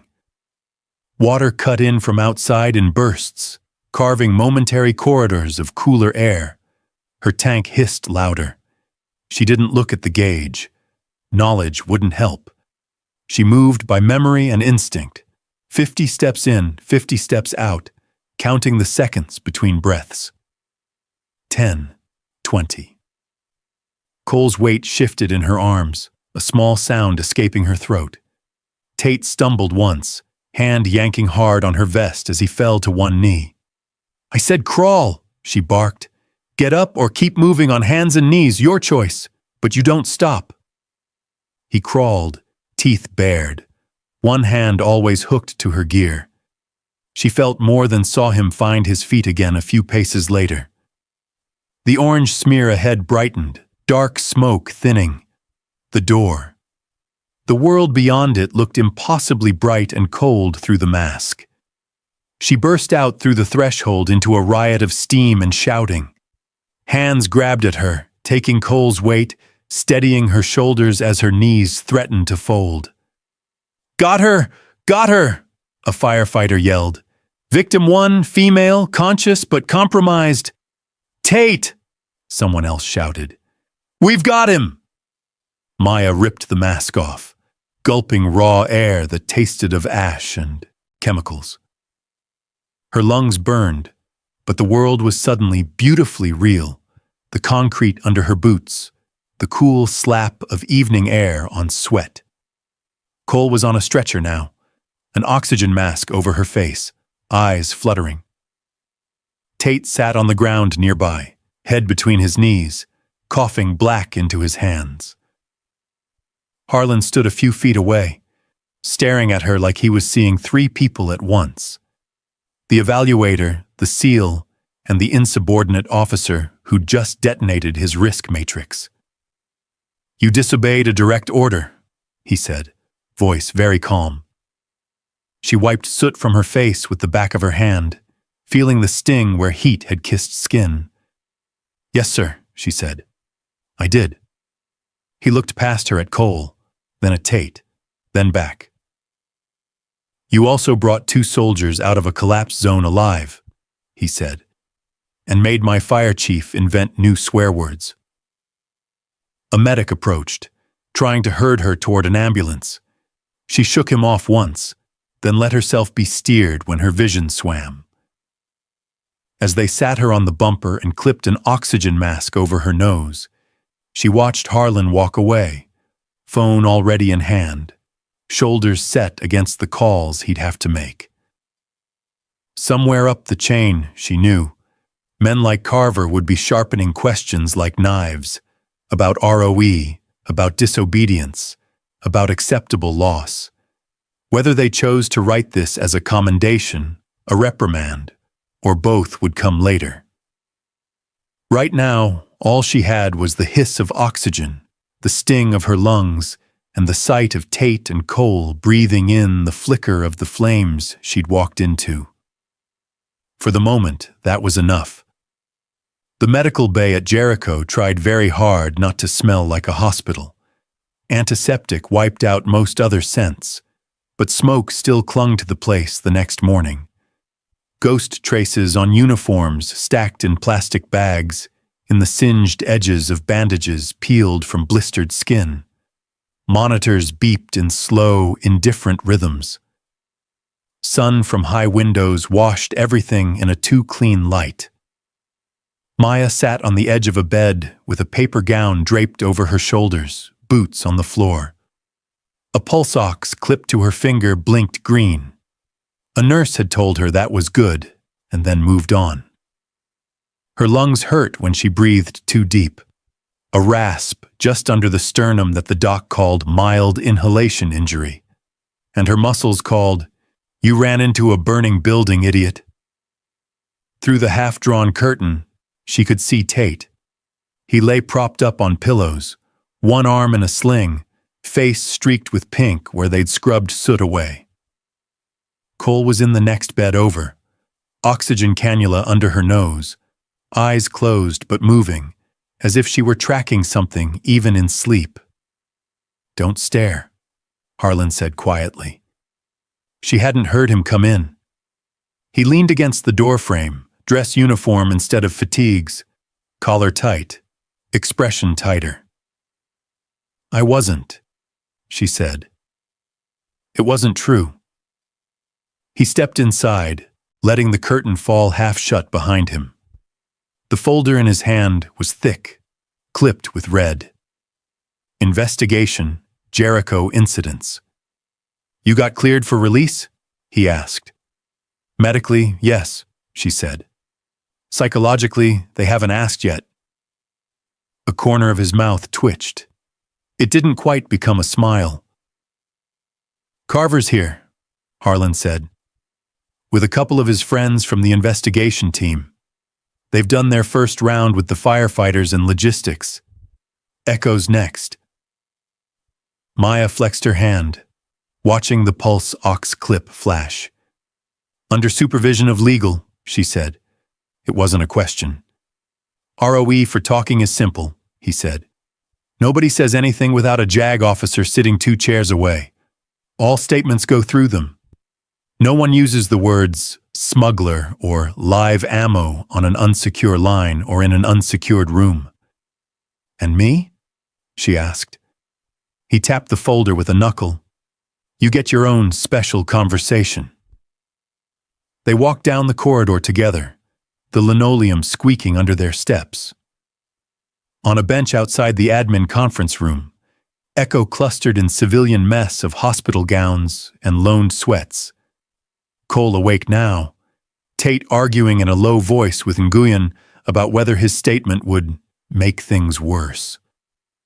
Maya caught fragments as they passed. "I'm not throwing her under the bus," Tate muttered. "Good," Nguyen said, "because that bus is armored and you'd just break your nose." Cole saw Maya, straightened automatically, as if they were back on the PT field. The IV tugged at her hand.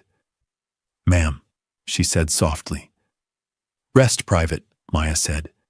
"They'll need you more later than now." Cole's brow furrowed. "We're not the ones they're after." Maya didn't answer that. She followed Harlan into the conference room. Carver was there. Same stone face, same oak leaves, suit jacket off and sleeves rolled. The JAG captain sat beside him, laptop open, a small recorder blinking red on the table. "Lieutenant CMDR Rios," Carver said. "Have a seat." She did. Harlan stood in the corner, arms folded, not quite neutral. The JAG glanced up. "As a reminder, ma'am, you're here as a witness, not as an accused, at this time." "Comforting," she said. Carver didn't smile. "Let's not waste time. We've reviewed your appended intel notes, we've walked the range and the fuel yard, and we've listened to the tower and QRF recordings. The picture we're left with is untidy." He slid a document across the table. The heading was all capital letters, the kind that carried weight. Formal statement, combined incidents, range Bravo and fuel storage area. "You took unauthorized action on the range," he said. "You entered a restricted storage facility. You armed yourself with live ammunition in a blank-only environment. You disobeyed range control directives. Later, at the warehouse, you violated a direct order and established ROE, crossing into a collapse zone without proper gear." He tapped the paper. "This is the draft statement as we see it. It consolidates all those decisions under your authority. Not Echo's, not the cadres." Maya read the first few lines. The language was crisp, almost sterile. "I, Lieutenant CMDR Maya Rios, acknowledge that I unilaterally chose to deviate from established range and fire response SOP. Echo followed my orders," she said. "Most of the time," Carver allowed, "but nothing in here names them as co-responsible. They were acting under your authority and in good faith. Legally, that matters." "And if I decline to sign?" she asked. The JAG spoke, voice even. Then we start separating statements. We look at each deviation on its own. We ask who else made decisions on their own recognizance. We may end up with multiple Article 15s, maybe worse. And the platoon? Maya asked. Their pipeline? Carver shrugged. Jericho can always disband a problematic unit and seat its bodies elsewhere. It's messy. It reflects poorly on everyone, but it's an option. There it was, the quiet threat, wrapped in bureaucratic language. Protect yourself or protect them. Harlan shifted in the corner, jaw clenched. He didn't tell her what to do. That was its own statement. She thought of Echo on the obstacle course, on the range, behind the blast wall. Of Tate's voice on the chem-light pattern net, steady under pressure. Of Cole choosing, finally, to step forward in a way no report could fully capture. This isn't the first time you've done this, is it?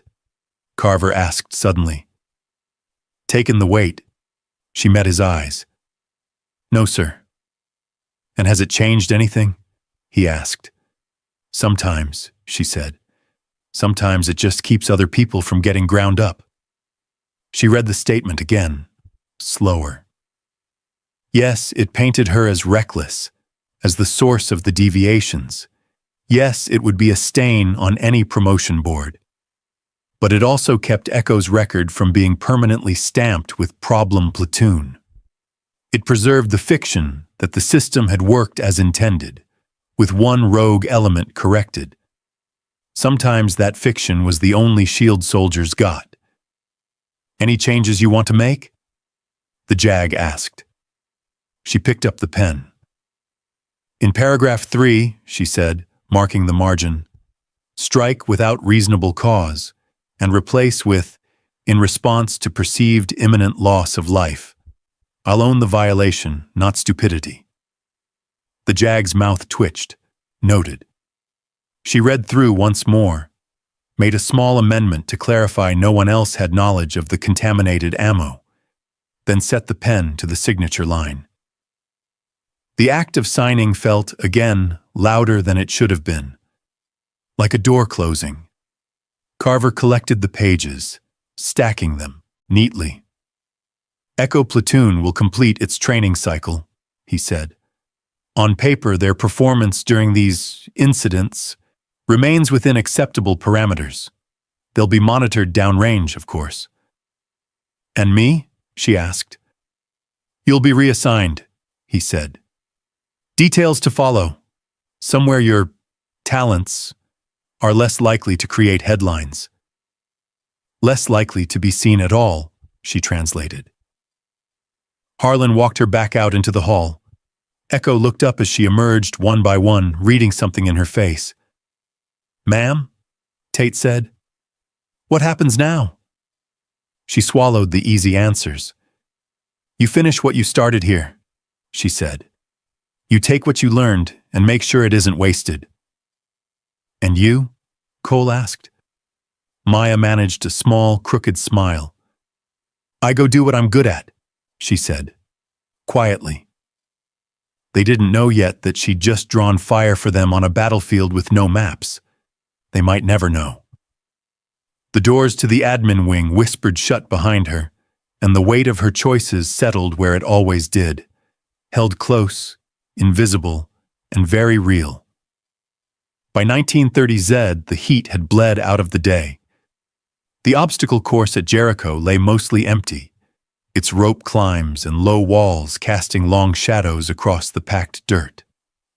No other platoons were scheduled. The only sound was the distant thrum of generators and a flag snapping lazily somewhere near headquarters. Echo stood in formation at the start line, in t-shirts and shorts, no miles gear, no rifles, just bodies and breath. The bruises and bandage edges under the fabric told their own story. Maya faced them, hands behind her back. Her orders were folded in her pocket. Reassignment to other duties, effective as soon as this evolution ended. ROE for tonight is simple, she said. No gear, no games, no cadre. This run belongs to you, I'm here, but I'm not calling cadence. You decide how you move. They shifted, exchanging glances. No one quite knew what to do with the unstructured space. Tate broke first. His arm was out of the sling now, but the shoulder under his shirt was stiff. "Ma'am," he said, "with respect. What is this? Some last test you're not going to tell us about?" She met his eyes. "You've had enough tests," she said. "Call this a chance to decide what you want to carry out of this place." Cole stood beside him, still thinner than she'd been, color slow to return to her cheeks. "We don't even know what really happened," she said, voice low but steady. "On paper, I mean. We keep hearing equipment malfunction and training incident." "Paper lies," Harris muttered. Maya let the comment hang. "You know what happened where it matters," she said. "You were there." "Yeah, but—" Tate swallowed. His gaze flicked to her shaved head, now covered in a tight fuzz. "You came in here lying to us. Let us screw up. Let us hurt you. Then you pulled us out of a firefight nobody admits happened, and a fire that wasn't supposed to exist. And now you just leave?" There was no anger in his voice now, just confusion and something like betrayal. She thought about easy answers and threw them away. "I wasn't sent here to be your friend," she said. "I was sent to find out who you are when things go wrong. I did that. Some of it you're not going to like when you look back on it." Cole's jaw tightened. "I don't like a lot of it right now." "Good," Maya said quietly. "Hold on to that. Use it." They waited, expecting a speech. She had none that would fix the gap between what they'd lived and what anyone would ever admit. "Here's all I'm going to say," she added. "You don't have control over what gets written about you. You do have control over who you are when nobody's looking. That's the only part that sticks when things get loud." Silence. The wind picked up, sifting dust along the start line. Then Tate stepped forward, just enough to break the symmetry of the formation. His face was flushed before he started talking. "In the barracks," he said, voice rough, when I let that happen to you, I told myself it was just hazing, just keeping the platoon tight. But I knew it was wrong. I knew it, and I did it anyway." Nobody shifted away from him. Nobody stepped in to save him. "And in the warehouse," he went on, eyes fixed somewhere over her shoulder. "I froze for a second when the door jammed. Not long, but long enough to think, this is it. I'm done. We're done. I waited for somebody else to fix it." He looked at Cole then, just once, apology blunt in his eyes. "I don't want to be that guy," he said. "The one who only realizes it's wrong after someone else pays for it. So, yeah. If this run is about what we take with us, I'm taking that. I was a coward when it counted, and I don't plan to be again." The words hit like a small, controlled detonation. A few recruits looked away, embarrassed on his behalf. Others stared straight at him, some with relief. Someone had finally said the thing they'd all been dancing around. Maya felt something uncoil in her chest. Not forgiveness. She wasn't sure that was hers to give, but recognition. This was what she'd been hoping for. Not a polished confession, just a kid putting his own name on the fault line. "Good," she said. "Own it. That's how it stops owning you." Cole took a breath. "I saw it too," she said. "In the barracks. I could have said something. I didn't. In the fire. I kept waiting for someone to tell us it was real, like it had to be official before it mattered." She shook her head. "I'm done with that." A murmur of agreement ran through the ranks. Small, but there. "Then start here," Maya said. "The course is yours. Leaders don't get assigned tonight. You make them as you go. She stepped back, leaving a gap at the front. For a moment, nobody moved. Then Cole stepped forward into that space, almost surprised at herself. "All right, Echo," she said. "We've seen worse than this course. We run it together. Nobody falls out alone." Tate took a breath, then fell in on her right. Harris slid into the second row without being told. Maya jogged to the side of the lane, falling into a parallel path. She ran with them, not ahead, not behind. Just close enough to hear their breath, their curses, their ragged encouragements to each other as they climbed, crawled, and stumbled through the obstacles. They hauled each other over walls, hands clasped, boots braced. They didn't ask her for times or grades. For once, they weren't running for a score. They were running so they could look each other in the eye. Halfway through, as Cole pulled Harris up the last ledge of the rope climb, Maya's radio buzzed at her hip. A short, encrypted call sign, her next ride. She slowed for 3 steps, looking at Echo silhouetted against the dusk. Figures she'd know in any chaos now by the way they moved. Then she peeled off, cutting away from the course toward the far edge of the training area. Boots thudding softly on the packed earth. No one saw her go. By the time Echo crossed the finish line, lungs burning, shirts soaked, they turned automatically to where she'd been. The side lane was empty. The only trace of her was the path of footprints leading toward the motor pool and the faint imprint she'd left in the way they now watched each other and themselves more closely. They would hear later, through rumor or orders, that Lieutenant Hakim Dr. Rios had been reassigned. No ceremony, no formation farewell. Just a run at dusk and a space where an instructor had been, quietly insisting that who they were in that empty space mattered more than whatever the paperwork decided to say. The bar was one of those interchangeable places every big stateside base seemed to grow. Low ceilings, framed unit patches on the walls, sports muted on a TV in the corner. At 2000 Z, the place hummed with conversation and the clink of bottles. Off-duty uniforms mixed with hoodies and jeans, rank blurred under dim light. At a table near the back, 3 members of former Echo platoon leaned over a scattering of coasters and empties.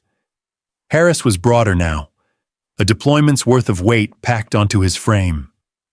Cole wore civilian clothes but still sat like she expected someone to call attention.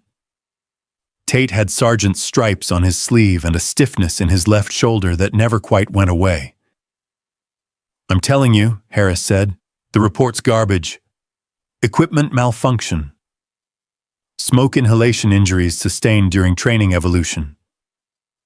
That warehouse didn't malfunction. It tried to eat us." Tate snorted into his bottle. "You want the memo to say, 'Smugglers blew up our prop house and we weren't ready'? That'd look great in a hearing." Cole traced a circle on the table with her fingertip. "Doesn't mean it isn't true," she said. "Just means truth isn't what the paper's for." Harris shook his head. "And the range thing? False positive live fire signatures during blank-only exercise. I know what a real round sounds like now. That wasn't my imagination." "Yeah," Tate said quietly. "I know." They fell silent for a moment, the noise of the bar washing around them. Somewhere near the door, a jukebox cycled into a new song, bass line thrumming underfoot. "What do you think she's doing now?"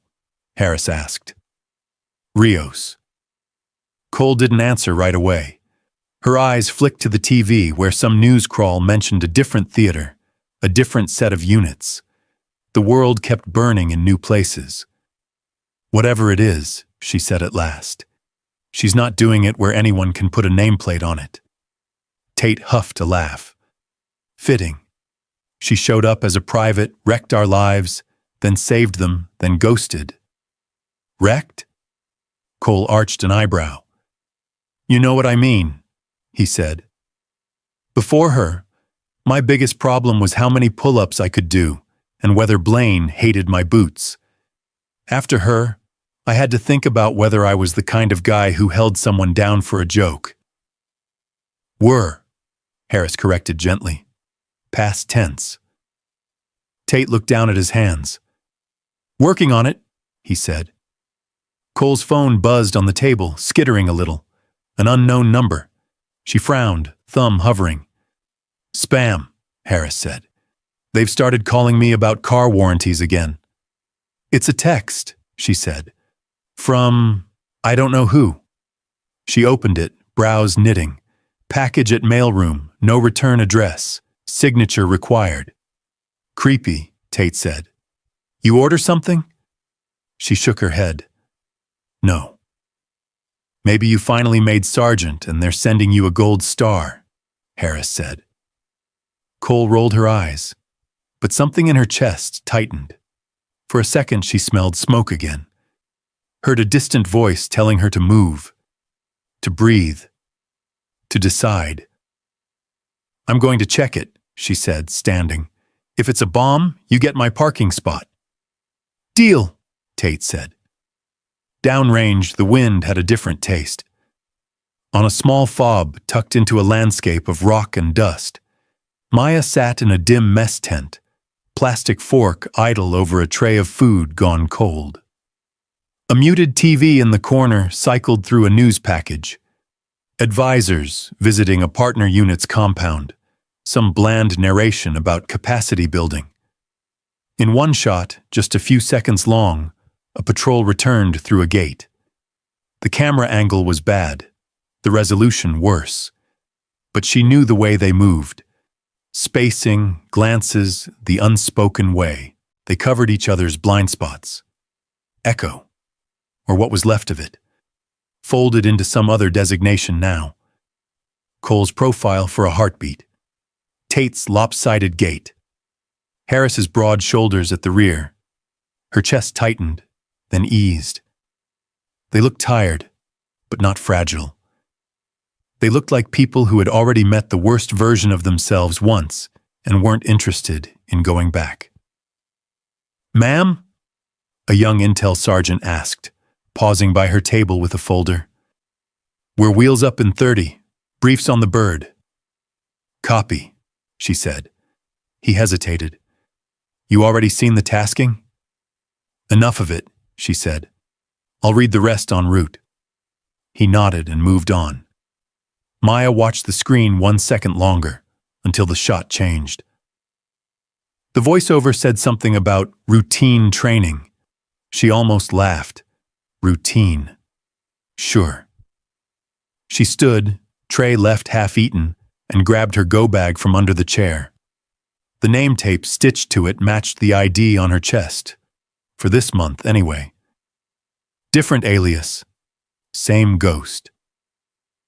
Outside, the desert wind slapped at the canvas. A transport aircraft waited on the tarmac, ramp down, engines ticking as they spooled up. She walked toward it, boots leaving shallow prints in the dust. No one saluted. No one pointed and whispered, "Legend." She was just another operator moving toward another flight to another problem someone would later call an anomaly. That was fine. Back at the stateside base, Cole signed for the package in the mailroom. The box was small, unmarked, taped neat.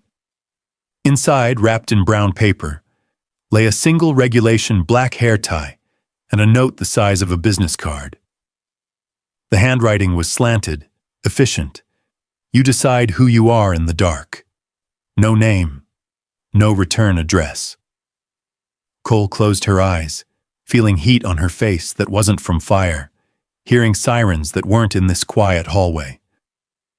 She looped the tie around her wrist like a bracelet. When she rejoined Tate and Harris at the bar, she didn't tell them what the note said. Not yet. Some decisions were personal. Outside, flags lifted in a mild wind. Somewhere far away, A woman with a different name stepped into the belly of a waiting aircraft, unseen and unannounced, carrying the weight of choices no citation would ever list. Echo would go on to stack their own decisions on top of hers, layer by layer, in places no camera would ever bother to see. And that was the point. Some wars never made it onto paper. Some heroes never made it onto walls. Maya Rios walked into the dark again, exactly where she'd always been meant to be.